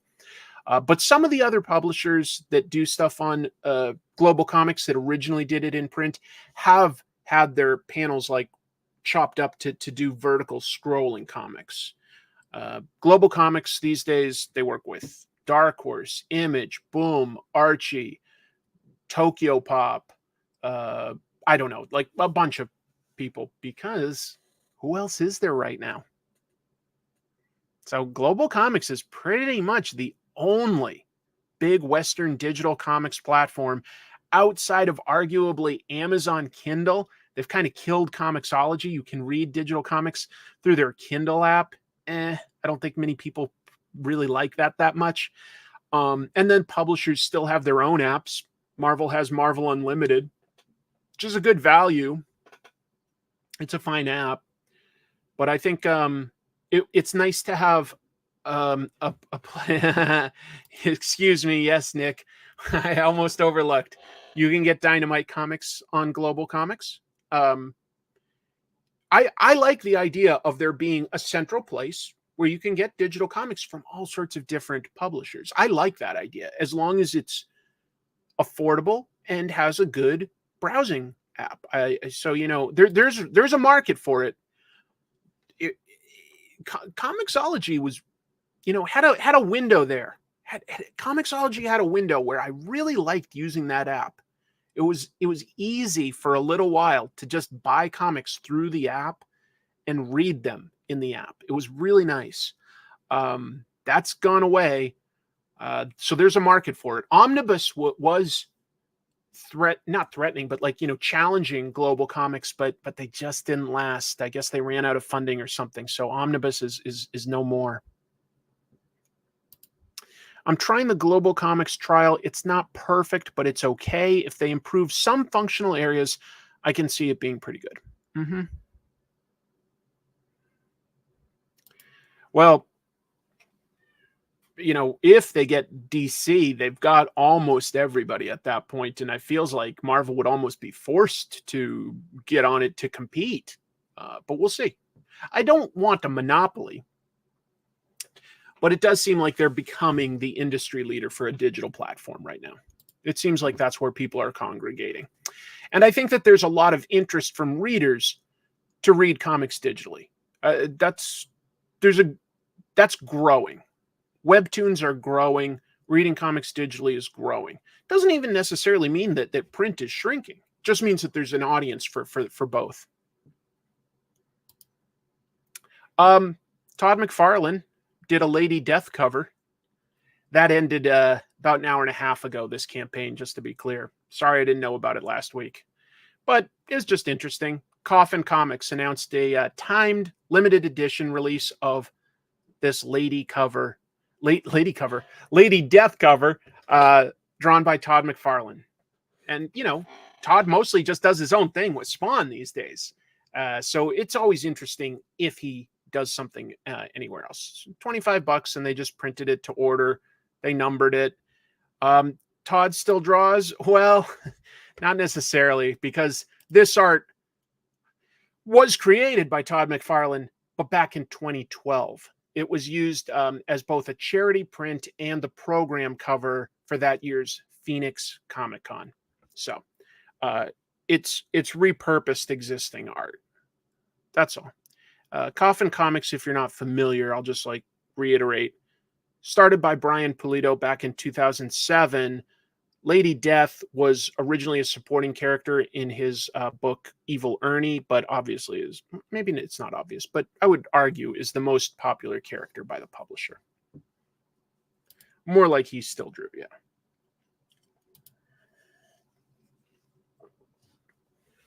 Contemporary Comics giving you a shout out, Nick, saying that they liked Fire and Ice issue 3. Yeah, I think that's really cool what the Frazetta and Bakshi estates are doing with that book. So here's some pretty big news. Are Loeb and Lee reuniting for more Batman? That's what it looks like. So it does come from Bleeding Cool. It isn't like confirmed by DC or anything, but they seem very confident about this, that Jeff Loeb and Jim Lee are reuniting to do the Batman Monthly. Well, their run is said to start in the spring of 2025, once writer Chip Zdarsky's run ends. And it's going to take place in the monthly title, not like a separate miniseries. It's set in continuity. Which Batman? The regular main Batman. Supposedly, according to like this report is all I'm saying, Lee has actually been drawing this book, to get ahead, because he's a very busy guy. He's been drawing this since this past spring, and that was right after he passed on Marvel's offer to get hired away to draw X-Men. Supposedly, he used that to instead renegotiate his contract with DC Comics, and he re-upped and, is still the president and publisher of DC Comics. And I get, according to this, that would have included him drawing a book as well. That does make a certain amount of sense, because we know that he was offered like X-Men, and this does make sense. If you don't know, the thing they worked on before was called Batman Hush, and that was by the two of them. It ran in Batman issues 608 through 619, all the way back in 2002. I can't believe that was over 20 years ago. It was very popular when it came out. Very popular, because they kind of used every big character in like a 12-issue story or something. Yeah, it's 12 issues. Big name creators. It also, Loeb is doing Long Halloween again right now. So maybe he signed some sort of a deal with DC. Finally, a reason to pick up the title. I still like Loeb's writing. Sometimes it's hit and miss for me, but I did like the first issue of, the Long Halloween series. Part of the regular series. According to the Bleeding Cool news article, and, go check that out for the full details. I'm just sort of recapping little bits for the news. But according to that, this is part of why Chip Zdarsky's book was announced to be coming out, like they at one point they said, we're going to have Batman twice a month. And then that got like spread back out to monthly and like backed up. And that was because they were trying to figure out exactly when the Jim Lee book should be scheduled. So they were like, maybe we need to like shorten up Zdarsky's run. No, wait, like bring it back to normal. We'll do it in the spring. I should visit Desert Island Comics in New York City if you can. It's supposedly the best New York City comic shop. Right now they've a week-long GoFundMe trying to fight an eviction. I just did not come across that news. I'll look up where they are. Yeah.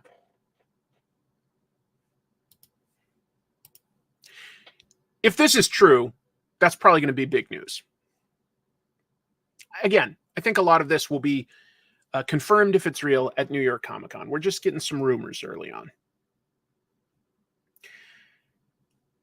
Here's some more stuff from Bleeding Cool.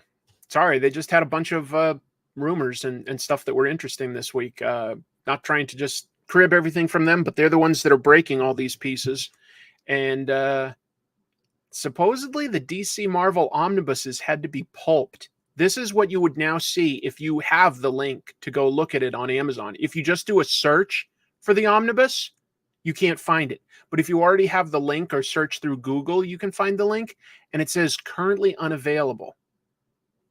So these editions have been delayed twice, and they were set out to come out this holiday season, which is obviously the big goal. But if you go to Amazon now, this is what it shows. I took this screenshot, so this is real. that it like no longer shows as something you can order. And you definitely could recently, because I've been talking about this news every time it gets backed up, and you could still order it. Can't order it anymore. So this news is probably true. According to Bleeding Cool, there was a major error by the printer. I don't know what, but supposedly they made a mistake, and it wasn't something where it was like, just like 1 or 2 pages that you could sort of like, do a PDF corrected version with like a sticker that like links to a QR code or something, some sort of a fix for something like that. No, supposedly this was something big enough that they printed all of them. And I don't know the exact numbers that were pre-ordered for these, but it was said to be in the 5 figures. So we're talking tens of thousands of several 100-page thick omnibuses. And the mistake was such that they were like, can't sell it like this. So they're all going to have to be destroyed. Massively expensive. I assume that the printer eats that, unless somebody, like multiple people, approved it elsewhere. I don't think that would be the case. Printing a volume of this size, this many copies of such a thick book, that's not something you can just go like, okay, just redo it. You need to reserve a lot of printer time. You need to schedule that in advance. What that means functionally is that the editions they were printing that were supposed to be out for the holiday season, where you can sell the most copies, they're probably not going to be there's probably no way for them to now get that deadline. Who knows when it will be printed now for 2025, because if they're going to have to delay it now, they might want to like figure out like when it's most likely to sell more copies, because I don't think they want to hold on to it for a full year, but they probably don't want to just do it right away in January. So huge mistake from what it sounds like. I'm sure 1 or 2 copies will somehow get into the wild, but yeah.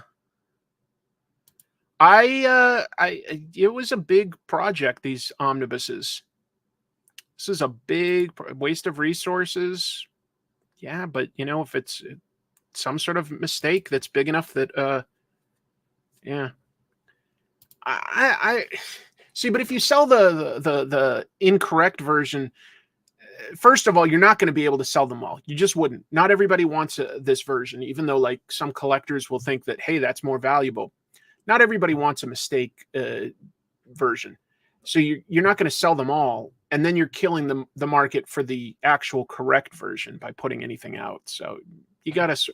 Plus, the deal for this must be pretty complex. The delays were probably contract arguments. Like both publishers wanted to do it, but there's probably some very unique contracts involved with so many stories and 2 big publishers. So this is a complex deal to put these reprints out. Disney legal might sound intimidating, but keep in mind, the company that Warner Brothers is a part of is even more massive. Disney's big, but the Warner Brothers conglomerate thing is even more massive. I'm sure they did get a proof. Like I said, it's not. That's why it was specifically said to be a printer error. So I don't know whether they, for instance, changed a color, or they mislaid a particular plate or series of plates, or they just printed it in like a swapped order for a couple different things. There's a lot of things that could theoretically go wrong on the printer end. Hey, Bronze. Christopher does a great live show on Monday nights too, folks. So if you want a live show beyond what you're getting here, his goes up. It's 6:38 p.m. my time. His goes live at 8 p.m. on this channel. And he tends to do a deeper dive, him and Big B McFly, the comic book guy, and they also live stream to the EXP YouTube site. So yeah. Yeah, they accidentally printed Dark Law without any pants on. How did they do that? Sounds like an expensive mistake, no matter whose fault it is, but it also, the fact that you can literally, if you go to Amazon's page and you can't order it, tells me, yeah, at this point, it seems super unlikely that they'd be able to correct this in time for, Christmas and such. And the last piece of news I have is a huge expose I read in a Chinese newspaper. There's a English version of the paper, the South China Morning Post, and they have an expose about comic artists talking about the slave labor conditions that they have to work in to create comics over there. I'll just give you some tidbits, but go to South China Morning Post if you want to read this article. A-Soul is the name of a Chinese manga studio that was formed back in 2008. And just one example is an online poster who goes by the name Zhen Lu Bao. I'm probably mispronouncing it, but Zhen Lu Bao posted to Weibo, and that's the most popular social media platform over there, if you don't know. Posted that artists live in shared and cramped dormitories if they want to work at like the manga studio. They have unisex bathrooms they all have to share. They don't have their own bathroom. And they said that they're verbally abused by their bosses. This is like a photo that the newspaper had of like, just this cluttered, cramped working conditions. Not great. Another person said, or named Lao Gi, again, I'm guessing, reported that artists were forced to draw 12 to 14 pages a day, which is insanity. Insanity. I don't know how they do something like that. I really don't. Even if you were like Jack Kirby, I don't know how you produce that much, but maybe it's because it's like done as a group or something like that. I don't know. And that's, I guess, all I had there for it. But there were more reports in it. The studio itself did argue back, saying like, no, we deny these reports. But the person like that was doing the denial is like one of the wealthiest artists in China, and like, has a financial stake in this company. So, just would have like reason to say that. And the article sounds like the authorities probably will be investigating to see if human rights conditions are in fact being violated. I don't know, but it was an interesting article. Just wanted to pass that on.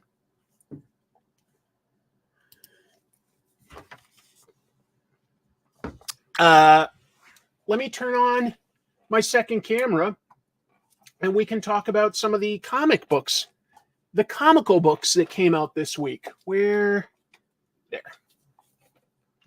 This is the camera that I use. If you guys were ever curious what I use to aim it down at the comics, it's a Canon of some sort. I don't know. It's easy enough to use. Wait, is it Canon? It's Sony. Jesus. But it's a little tricky to I haven't found a good way to sort of mount it yet. That's my biggest hurdle. What I'd love is if the channel was successful to like just rent out some sort of studio space. That would be really nice. And then I could sort of set up more permanent cameras for comic tropes and pros and cons. Okay. Am I all in, asks ChemDog. Well, that's what we're going to talk about. That's what we're going to talk about. DC All In is a good place to start. Give me a moment here to set this up. Extra camera. I'm going to sneeze. Oh boy. It's coming.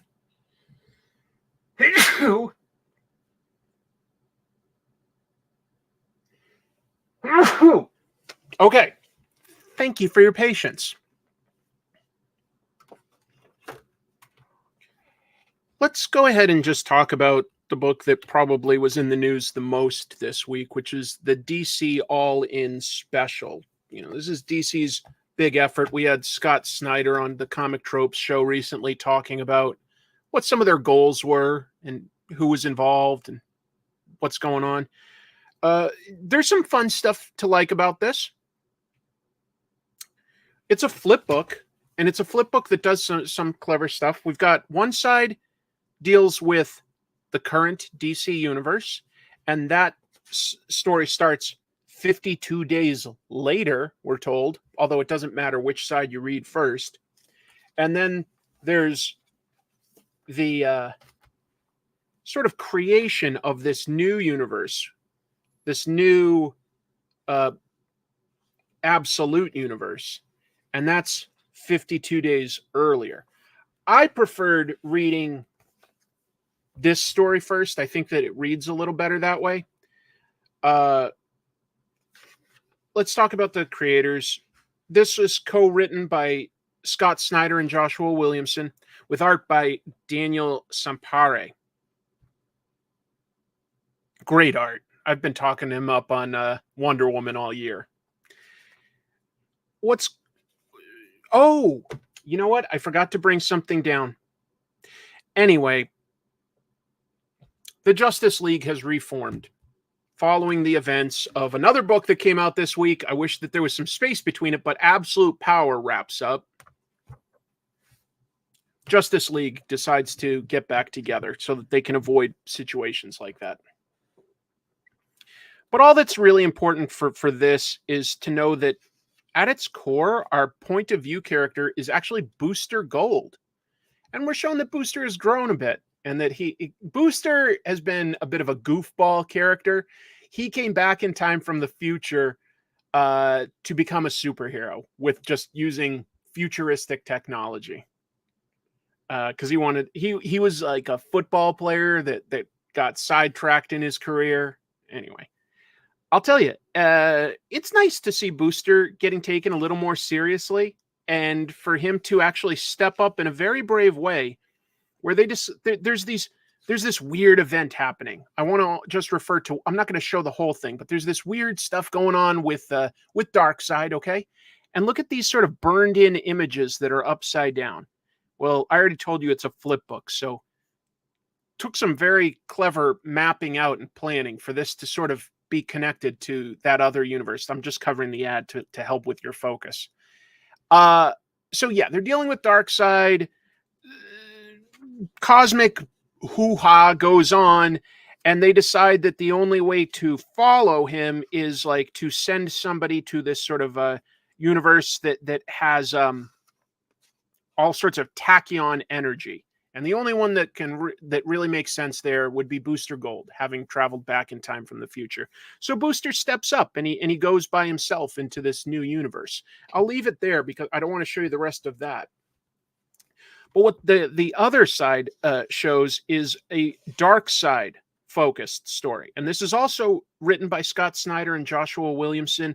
Very different artist, very cool artist, Wes Craig. And this is a Darkseid that's willing to take some really wild swings to get what he wants, which is he's found a way, he thinks, to sort of influence the creation of a parallel universe. And maybe that way he can like sort of control a universe. The thing I liked most about this is that, like, you know, he's created a machine that's like powered by his blood, and Calabac keeps saying, like, you know, hey, let the rest of us help, like, you know, we're in. And he's like, no, I want to do my own thing. And Calabac's like, no, I want to help. And he's like, and Darkseid just goes like, okay, yeah, you can help. Calabac is his son, and he just kills him and tosses him in, and he's like, well, this machine needs my blood, you're my blood. And he just sacrifices him to this machine. So the short version is that Darkseid is going to somehow be very important to the formation of this absolute universe, basically making it not necessarily simply darker, but taking away the advantages of its heroes. Wes Craig is the man. This is some really beautiful art by Wes Craig. I just want to say that both artists, very different, but like really, really beautiful artwork. I love seeing a scene where Darkseid goes up against Eclipso. That was really fun. And yeah, do I like it? I find it very interesting. It doesn't necessarily give us a lot of a complete story. This is a prologue. It's meant to hook your interest. And I would say that the best thing about it is overall the art. I think Daniel Sampari and Wes Craig are both really cool artists. I like both of them a lot, even though they're very different. And I think that makes the book fun. I do think that they do a couple little clever things to tie two different stories together, including, like I showed you, that image of the sort of burned in art upside down from like another universe. That took some planning. In fact, I think in the middle here, no, maybe it's not there. I thought that there was somewhere that like showed what they had to do to plan it, but maybe that was on social media now that I think of it. Yeah. Look, the bottom line is all this is saying is like it's a new jumping on point in DC for the regular comics. Cool. We've got a new version of the Justice League. A Justice League with everybody on it, just about. If you've been a Justice Leaguer before, you get a communications card and you're on call. So that's the idea. It's very much like the cartoon Justice League Unlimited. In fact, it leads to the next Justice League title, which is called Justice League Unlimited. That was a pretty good cartoon, though. When you can sort of pull all these different heroes and just send them on weird adventures where they're like especially suited for it, it can be fun. It can be fun if you don't like get bogged down with the continuity of like Aquaman shouldn't be available this week. He was having his testicles probed by Black Manta. Like if you don't get too bogged down in that, it's a fun idea. Yes, if you went to your comic shop, I don't know how many people got it, but for the next 5 weeks, including this past week, to be fair, you can get a membership card each week, a different one. And the first one is Batman's, because they create these membership cards here. They use all sorts of technology and magic to make these cards, a special deal. And they give them to all these different heroes and stuff like that. So, yeah. Yeah, that was what was fun about Justice League Unlimited is you'd go like, okay, we've got a Green Lantern and Flash and Wonder Woman this week, but we're also going to toss in The Question or Buona Beast, So if you wanted to tell a Justice League story and you were like, boy, I just feel like I've got a really good Kongorilla and Zatanna story in me, that's the kind of book for it. I wouldn't call this in and of itself exceptional because it doesn't really give you the full story. It hints at what's to come, which is valuable if you're interested in that. I am right now. I'm very interested in the Absolute universe anyway. And I like a couple of the ongoing books at DC. Specifically, I really do like Wonder Woman right now. And that's fine. But if you just want good art, it does give you that. Okay. So there's some good adventure. I'm just going to say it's better than average. It's not exceptional in and of itself. Okay. I'm trying to sort of give an overall opinion of it. You got one of the Batman cards. Nice.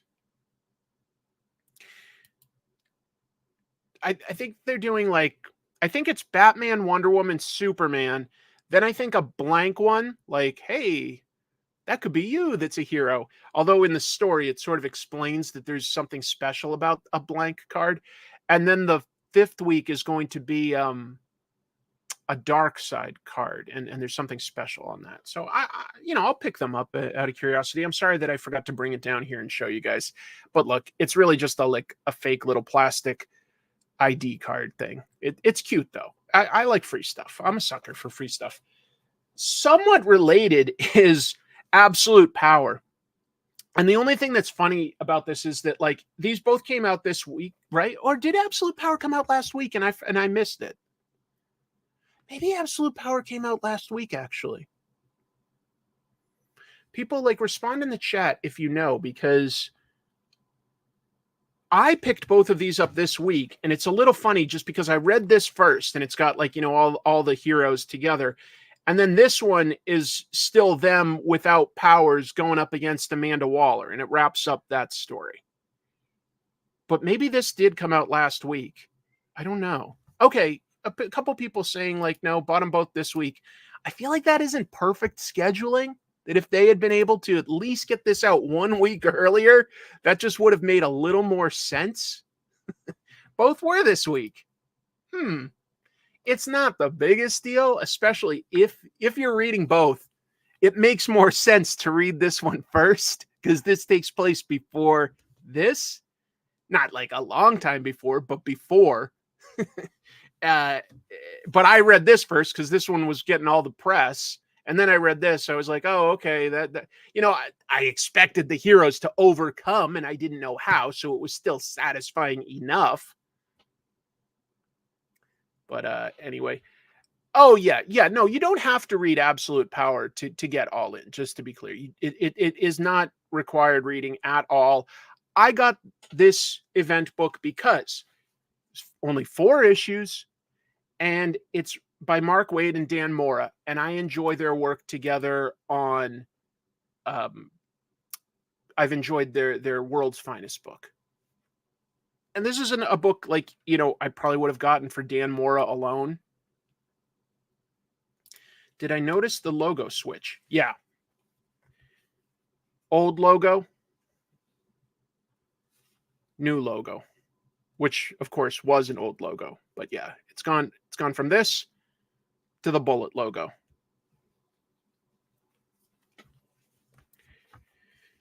It just wasn't a heavy lift to read this. I didn't get all the tie-ins or anything. It still made sense. I think it may have made more sense if I read some more of the tie-ins, unfortunately. But I got enough of the story that it made sense. It was entertaining, if not enlightening.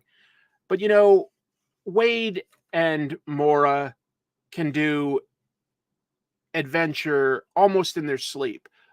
Mora has really exciting, dynamic, and clean art.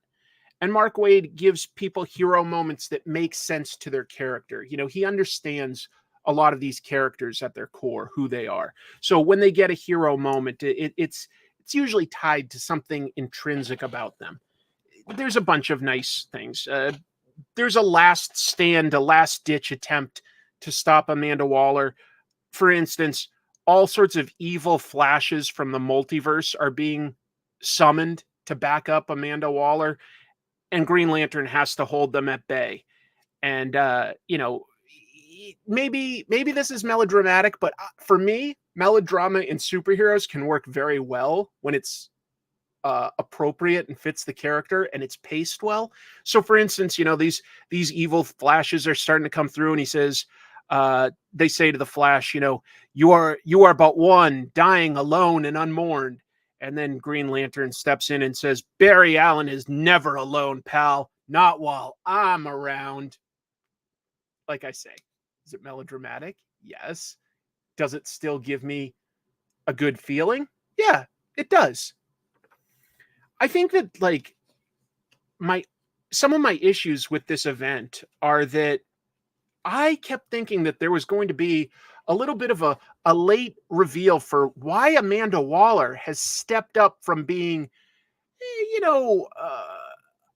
a government liaison that has, dark gray morality to just a flat out supervillain that wants to just destroy and decimate or imprison all the superheroes, all the superpowered beings. I kept going like, well, something's going to happen, right? Like something affected her mind, or she's, Amanda Waller from another dimension that kidnapped and replaced our Amanda Waller. I thought there'd be something like that, but no, I guess Amanda Waller just snapped. Okay. It was a little fun in the middle to see superheroes stepping up and being heroic without superpowers, but a lot of that you sort of felt like, okay, we're getting hints of it, and I guess you have to read the Flash comic or the Green Lantern comic or the Superman comic to get the full tie-in story. Okay. I didn't do that, so it wasn't a completely satisfying experience, if I'm being honest, but it also wasn't outright bad in any way. I really liked a lot of the hero moments in this. Did you ever expect the superhero Airwave to be an important character? Well, he is, and it makes sense because his powers are basically to just transmit Wi-Fi, and Nightwing uses him in a very clever way. Dreamer looked like she had been sort of killed off in this event. The way she comes back actually makes a lot of sense and is very clever. Working with Amanda Waller, it's explained in a very satisfying way to me. So there are clever bits. There's clever moments within it. It's just as an overall story, it does sort of feel like, oh, you would have had to read all these like tie-ins to get the full picture of, I don't know, Superman being a hero without powers. I don't want to do that. That's too much reading for me. I don't remember what Airwave is. I haven't picked up Final Cut, but I'm very interested in it. I'm a big fan of Charles Burns, so I probably will get to that at some point. There's a couple big graphic novels that I want to read right now. One of them is Final Cut by Charles Burns. The other is that French adaptation of The Road by Cormac McCarthy that's been translated into English and released over here. Those are a pair of graphic novels I really would like to read, but I haven't had a chance. It's going to be a really busy week for me. Some of you guys know I've got a day job. In order to go to New York for New York Comic Con, what I had to do was work some extra days on either end of my travel so that I had that New York trip not working, because typically I work on weekends. So I'm working extra days on the either side of that trip. I wanted to still create some shows for you guys. So that means, last night I put out a Comic Tropes. This week I'm making a Comic Tropes. I did an interview with a huge artist this morning. I'm doing this live stream, and we're recording 2 Trash Movie Bonanzas this week. So it's a very busy week for me. But I'm trying to get shows out for you on both here and Comic Tropes, since I'm going to be taking a little time off to go to the New York Comic Con. But that'll be fun once I'm there. It just means that I have to sort of cram in a lot of YouTube stuff this week and a lot of day job stuff next week to have that weekend. But I'm so excited, guys. What's today? Today's Tuesday? No, today's Monday. Boy, I think Wednesday I'll have a Comic Tropes interview for you. A really deep dive with just an amazing, amazing artist who's collaborated with everybody. I just don't want to give it away, but it's huge. It was a real privilege. What else do we have for comics, though? In a week where I thought that All In might have been, the big comic that I wanted to talk about this week, I will say that the book I enjoyed the most was Helen of Wyndhorn, which actually did come out last week, but I picked it up this week. I've talked about it on this show each month that it's come out, and I don't want to be repetitive, but for me, this is what I'm enjoying the most right now, as both the story and the art. Tom King, Bilquis Evely.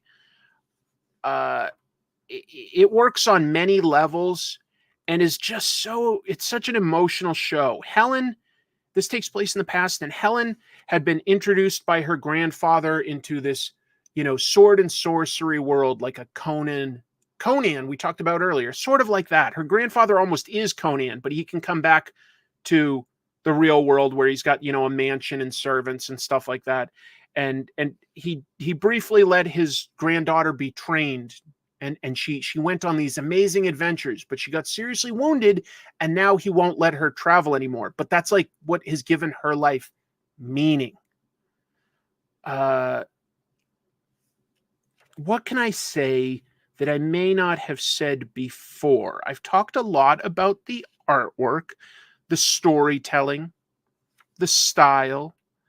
I will say that this is a situation where the artist and the writer just are really on the same page with how they work to produce a story, because this moment here where she confronts her grandfather and then where she sort of goes out into the woods and is just like thinking about everything, I found it very, very emotional. I really feel emotions when I'm reading this. You know, my tears well up a little bit. My heart, I feel beating a little faster when I read a really good story, and I just believe in the characters. I also think that, you know, you look at a page like this and you're like, okay, you know, I can tell Bilquis Evely's art style, right? Good. You know, it's good to have a style.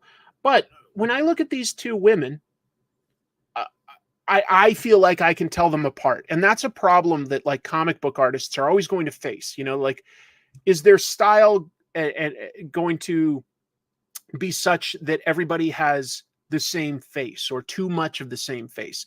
Especially when, you know, you're sort of working in cartooning, you're actually trying to keep some of that line art as open as possible. It's not doing a well-rendered portrait. That's not the point of a comic book panel. I feel like Helen is always easily identifiable. Like, she's consistent. But I also feel like her, what's the term for it? Like, she's her teacher, and her, she watches over her and everything. Her governess. You know, her governess is a little older, not fat, but also not like thin. You know, she's just got a different body type, and it's subtle, but they're different, and I really admire that. You know, they're different heights. You can just sort of see in something simple like this that one's just a little shorter and a little thicker, and it's very consistent, and I really admire that. I really do. The storytelling's great. The backgrounds are incredible. Like, Bilquis does not phone it in. These detailed backgrounds, is this even like, I feel like I should zoom in even more and focus on that some more. Bear with me. I'm going to focus this.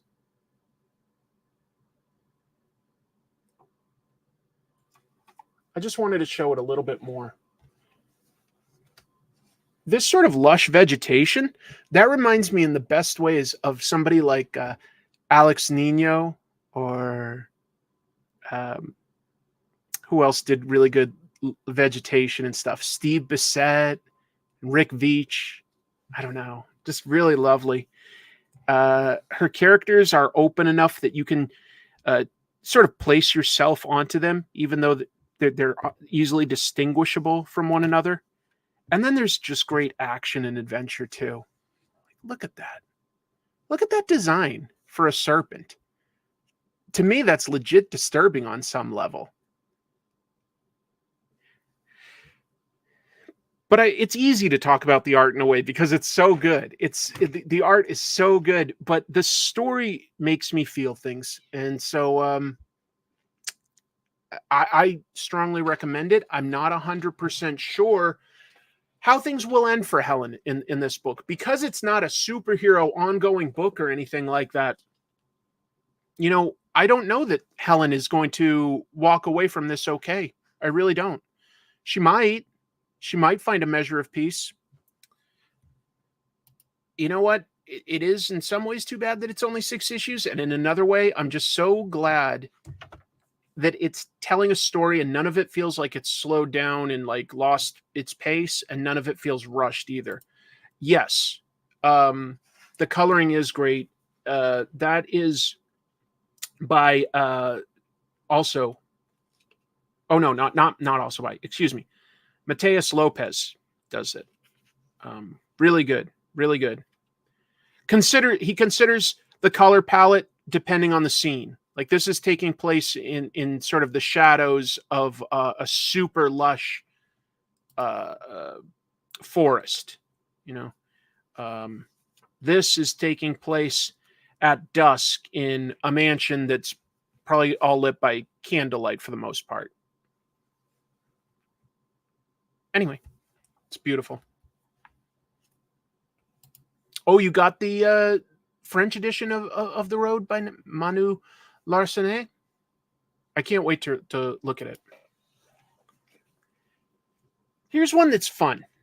If you've never read Ultraman before, you will still understand this story. If you have seen Ultraman before, it's got some deep connections to those characters in that world. But at the end of the day, this provides some fun character work with unique combinations of superheroes and scientists, and has them going up against kaiju, with the ultimate goal being they have to go up against Galactus together. Ultraman and the Avengers up against Galactus. But look at this. Ultraman versus one kaiju, while Captain Marvel can take on a second. And Ultraman's like, no offense, you're like, I get that you're some sort of a special hero, but these are giant monsters. I think you need to be giant to fight them. She's like, well, we'll see. We'll see how I do. Okay. Some great twists and turns, but I love a scene here where Ultraman, if you don't know, is an alien entity that is merged with a human host, but is from like a race of highly advanced, peaceful aliens. And that's why he's trying to help protect Earth from monsters and stuff. And so he tries to have a peaceful conversation with Galactus. And he's like stunned that Galactus won't listen to reason. He's like, I'll help you find like an energy source, but you can't kill billions of beings. He's like, no, I'm just really hungry. Don't worry about it. I'm going to stay right here and eat. I hope that this means that we get to see in a future issue Ultraman trading punches with Galactus. I think that would be fun. Anyway, this is a very fun book, and the art is nice. The characterization is really solid. It moves at a brisk pace. It moves very briskly, but gives us moments for both Ultraman and Avengers. And it's great. It's really nice. Captain America tells the Japanese science team that they're now part of the Avengers. And they're like, any benefits? And Spider-Man's like, yeah, one, you get to feel like you're a part of it when he says, Avengers assemble. It's cute. It's cute. Yeah, how many kaiju has Spidey fought? Well, I mean, do we count his Japanese Spidey show? Ultraman is really good. If you haven't considered, this is issue 2. It's a fun book, folks. This is fun. That's all. I want to see Galactus in a fist fight. I just feel like that's something I've never seen before, but that's what Ultraman does. I would like to see that.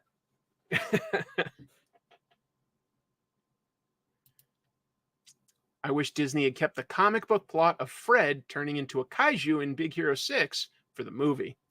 I was sort of surprised that Big Hero 6 never got a sequel. It felt like that movie did well, didn't it? I always thought it did, so I was sort of surprised that there was never a movie. I think the last book that I'll talk about this week is just Redcoat.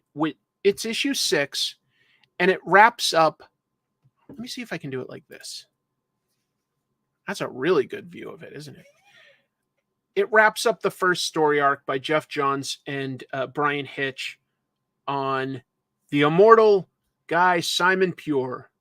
He was a mercenary that worked as a redcoat during the Revolutionary War, accidentally became immortal, but he has no real special skills to speak of.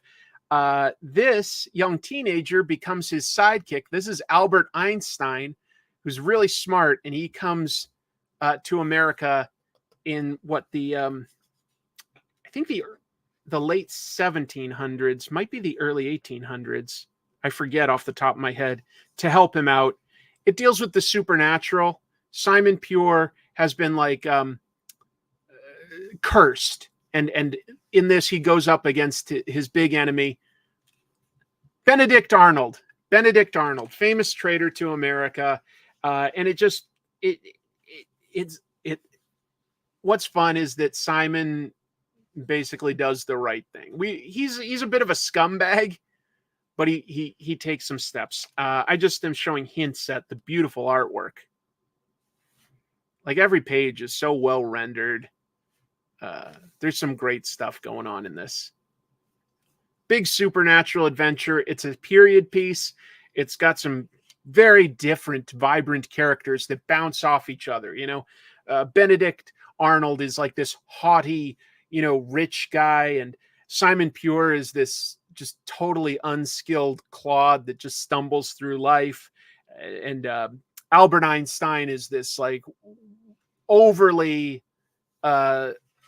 competent, super genius kid that's trying to help figure out how to beat him. It's a blast. This is a fun and funny book. I really thought this was fun. A cynicism, huh? I sort of see what you mean, but I felt like that this story arc ended somewhat hopefully because Simon acted heroically. It's such a fun protagonist because you're like, how is this guy going to reason his way out of this? He's not especially clever. He's got no real skills per se. So you're like, how's he going to sort of luck his way out of this one? Or, I don't know, does he have some hidden depths that we haven't plumbed yet? Oh, Steve, I appreciate the support. Thank you so much, man. That's really nice of you. I appreciate that. I recommend it, folks. I think it's a really fun book. Wow, it's already 7:15, so we've been going a little over 2 hours. Yeah, Albert Einstein is the sidekick, but he's also a bit of a foil to Simon because he's just so different. You know, he's trying to push Simon to be better than he is, and he kind of believes that he can be. He pushes Simon out of his comfort zone, and it makes Simon, like, without him really wanting to, it makes Simon a little bit of a better person. But I like it. I haven't read everything by Ghost Machine. I just don't feel like I can read everything out there. But I have heard people say that they really like the book Geiger. I know I've heard that. I'm a little curious about it, but what I do like is that I can kind of read this title, and even though it's in supposedly a shared universe, I can just focus on this character, and I like it. I like the art, and I like the character. Gotta fund your trip to NYCC somehow. Hope to see you. I hope so. New York Comic Con is always a blast. You know, I'm going table to table in Artist Alley, and some of the exhibitors trying to, like, you know, just say hello to artists and editors and colorists and letterers and inkers and writers that I admire or that I know. But it is such a privilege to get stopped by somebody that says, I watch your show, and it means so much to me. So yeah. It's not that violent a book. It's got some action adventure, but it's people will sort of get like blown away by energy, but they're not usually like getting shot up and bloody, if that makes sense. That's the difference. It's sort of action more than violence. You only read Geiger. Okay. I like the art in Rook, but the story was pretty meh. Okay, fair. Going on Saturday, cosplaying Kuma from One Piece. Hold on, Kuma, huh?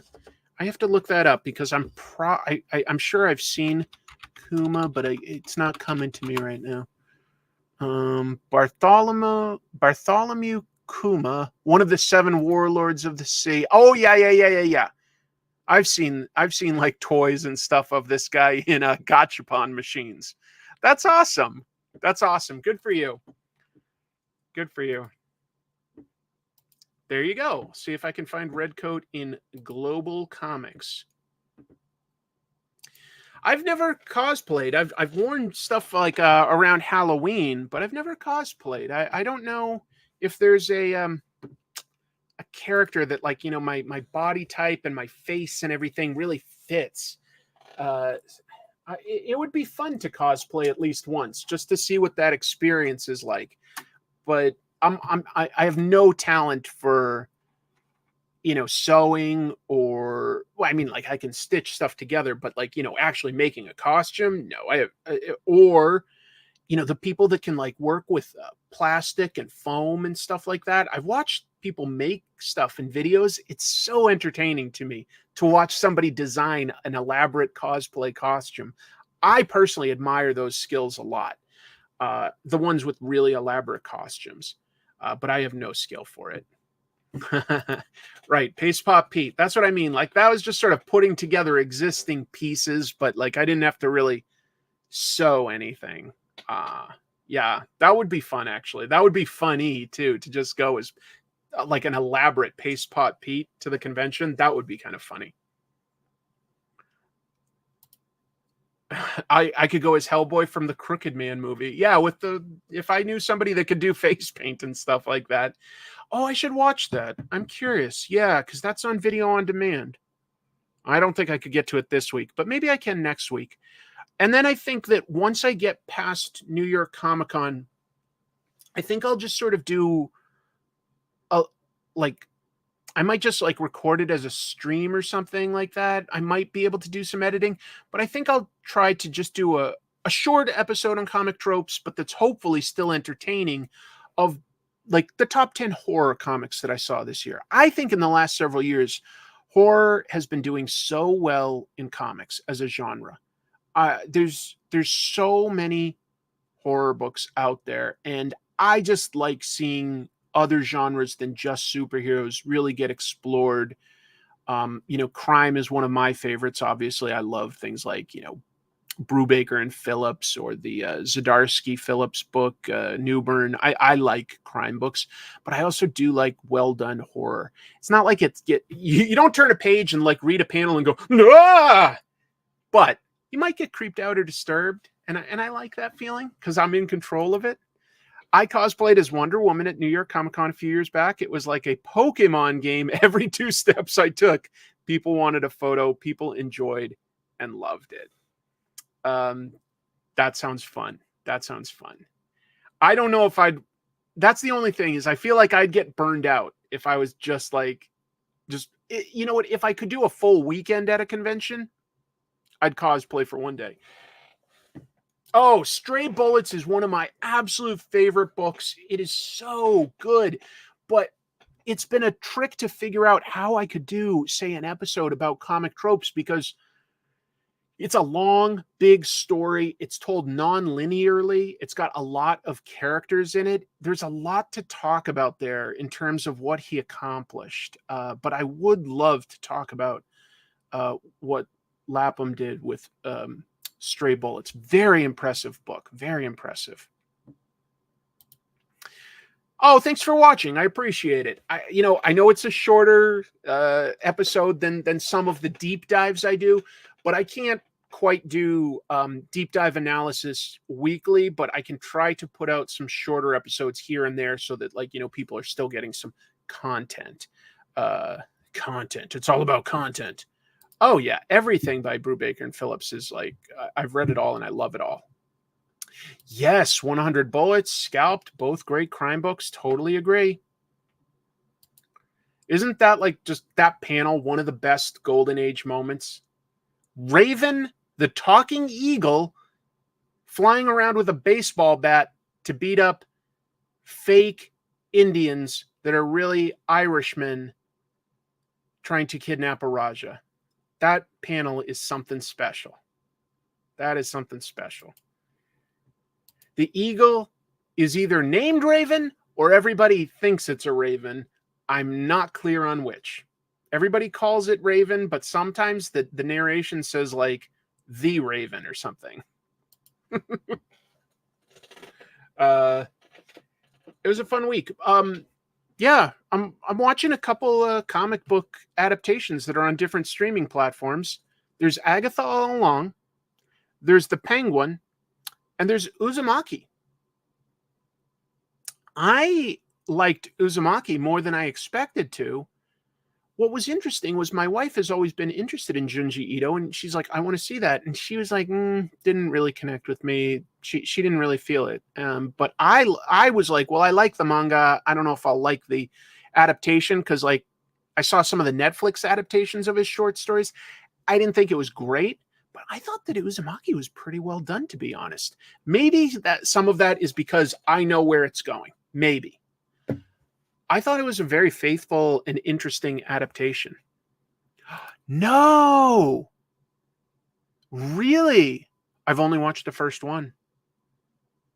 Well, I'll have to come back and see if I concur. I'll probably order it when I've got some free time. It's not going to be this week, though, the more I think about it. I don't know when it will be. Maybe if Chrissy and I are in New York and we're just exhausted at the end of the day, maybe I'll just like rent it for us and we'll watch it on like a computer or something. We'll see. Just the way the filmmakers intended. I'll watch it on the phone together. As someone who hasn't loved Marvel Disney shows, Agatha has been surprisingly fun so far. I think that Agatha gives them a little bit more leeway in terms of telling the story they want to tell as compared to feeling super bound by particular material, which when it's good material, that's a great roadmap. There's not as much for Agatha. There's interesting bits of her history that you can mine. I've enjoyed Agatha quite a bit. I think that Witches Road song is surprisingly catchy. I don't want to spoil anything, but I have strong suspicions of which character or entity, whatever you want to call it, that Aubrey Plaza is playing. And if I'm right, I think that that's a really cool angle. But in retrospect, I think that WandaVision was one of the better Disney Plus shows. That was like, I don't know if that was the first or if Loki was, but it was one of the better ones. And it does feel somewhat similar to that in a way, even though it's not trying to riff on TV per se.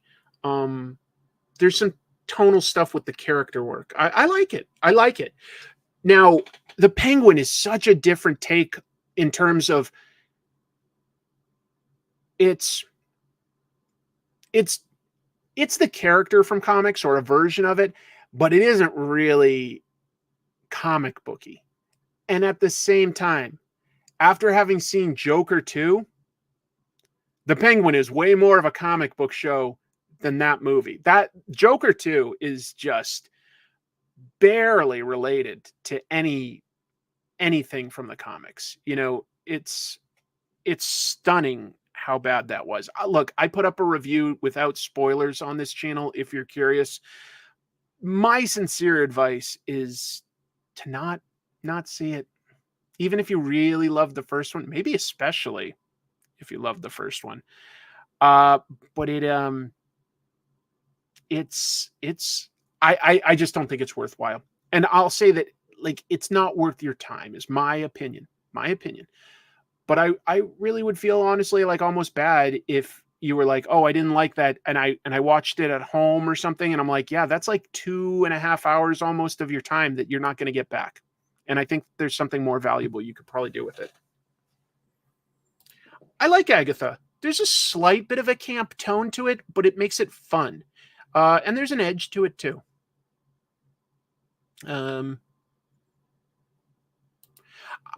See, I don't think that they're embarrassed. I think that they're doing their own much more grounded thing, but there's enough of it that's more recognizable. Like Sophia Falcone kind of does feel like the character in the Jeff Loeb and Tim Sale comics. The Penguin is recognizable as, like, you know, the crime boss that maybe you saw in the old Alan Grant, Norm Brayfogle comics. It's more grounded, but it's not totally dissimilar. And there are some references to other characters from the comics here and there. It isn't the big over the top like action that a superhero book does, but I like it. I think that I'm somebody that likes Colin Farrell.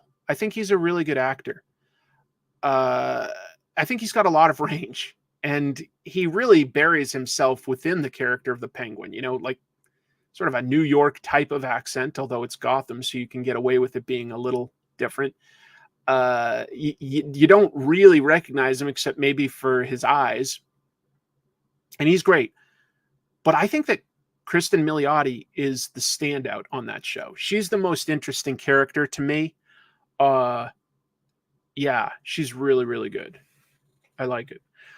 I saw the trailer for that show, The Franchise. I'll have to check it out. That looks funny. He looks like actor Richard Kind. Like, that's what they've transformed him into. A young Richard Kind. But yeah. A Riddler prequel could be interesting, but here, we're a comic book show. I was so impressed with Riddler Year One, written by Paul Dano. And that is a Riddler prequel. That shows you his origin in a really interesting way that also makes the character so much more complex and interesting. I think if you were curious about a Riddler prequel, I'd say I hope they don't even bother, because the comic nailed it. Visually interesting, story fantastic, character work top tier. Stunningly surprised at how good it was. You almost get jealous because you're like, so many comic creators put in years of work to go from very good to excellent. And then somebody like Paul Dano, who hasn't done a comic book before, comes in and he nails it. And you're like, some people have too much talent. That's just my take, but I really think he did a great job on that story. I guess there's nothing else to talk about. If I'd ended a little earlier, I do still have like the pencil layout of a sketch cover, and I do want to ink that live on the stream. But I'm going to wrap it up now because, like I say, I'm working on a lot of stuff like comic tropes, and I need to edit the interview that I did this morning. But we've got some good stuff. I think that Penguin was supposed to be a little bit of comic relief as a villain. He was a little funny, but he evolved into a crime boss character when they tried to find a way to make him a little less, the guy with the gimmick umbrellas. And I think that like a crime boss works. I haven't seen the Don to Don anime yet. I want to because I like the manga. What's funny is I told a bunch of coworkers that are into anime specifically that like I really like that manga and someday they'll adapt it. And some of them have seen it, and a couple of them were like, Chris, this is so pervy. And I go, okay, look, it starts off a little pervy. It does. It's Japanese. I agree. It's a little like iffy. But then I think it becomes a little more innocent. It's still like a PG-13 sort of comedy adventure / romantic book. Not nudity or actual sex. There's some stuff that you might not expect out of it. I probably should have set people's expectations there. But if you don't know what I'm talking about, I really enjoy this manga right now. Don to Don. Just some really, I think it's funny. I think it has some great action, and I think it has some really nice, just like dynamic art, good poses, good amount of detail versus like not too much. Doesn't play too much for me into like any manga tropes. It still has like, some really gorgeously rendered backgrounds. No! Oh my God. I am so surprised. Isn't it only like 4 episodes? Why would the quality drop so much? They've got a roadmap. They've got a top tier studio that can do good work with like, I think it's Production IG. That is so surprising. It is what it is. 2 different studios. I did hear that there were 2 studios, but I thought that the 2 studios were working like together. So episode 1 and episode 2 don't really look the same. That's really, really disappointing to hear. I'll give it a watch just so that I can form my own opinion, but I do trust you guys. Well,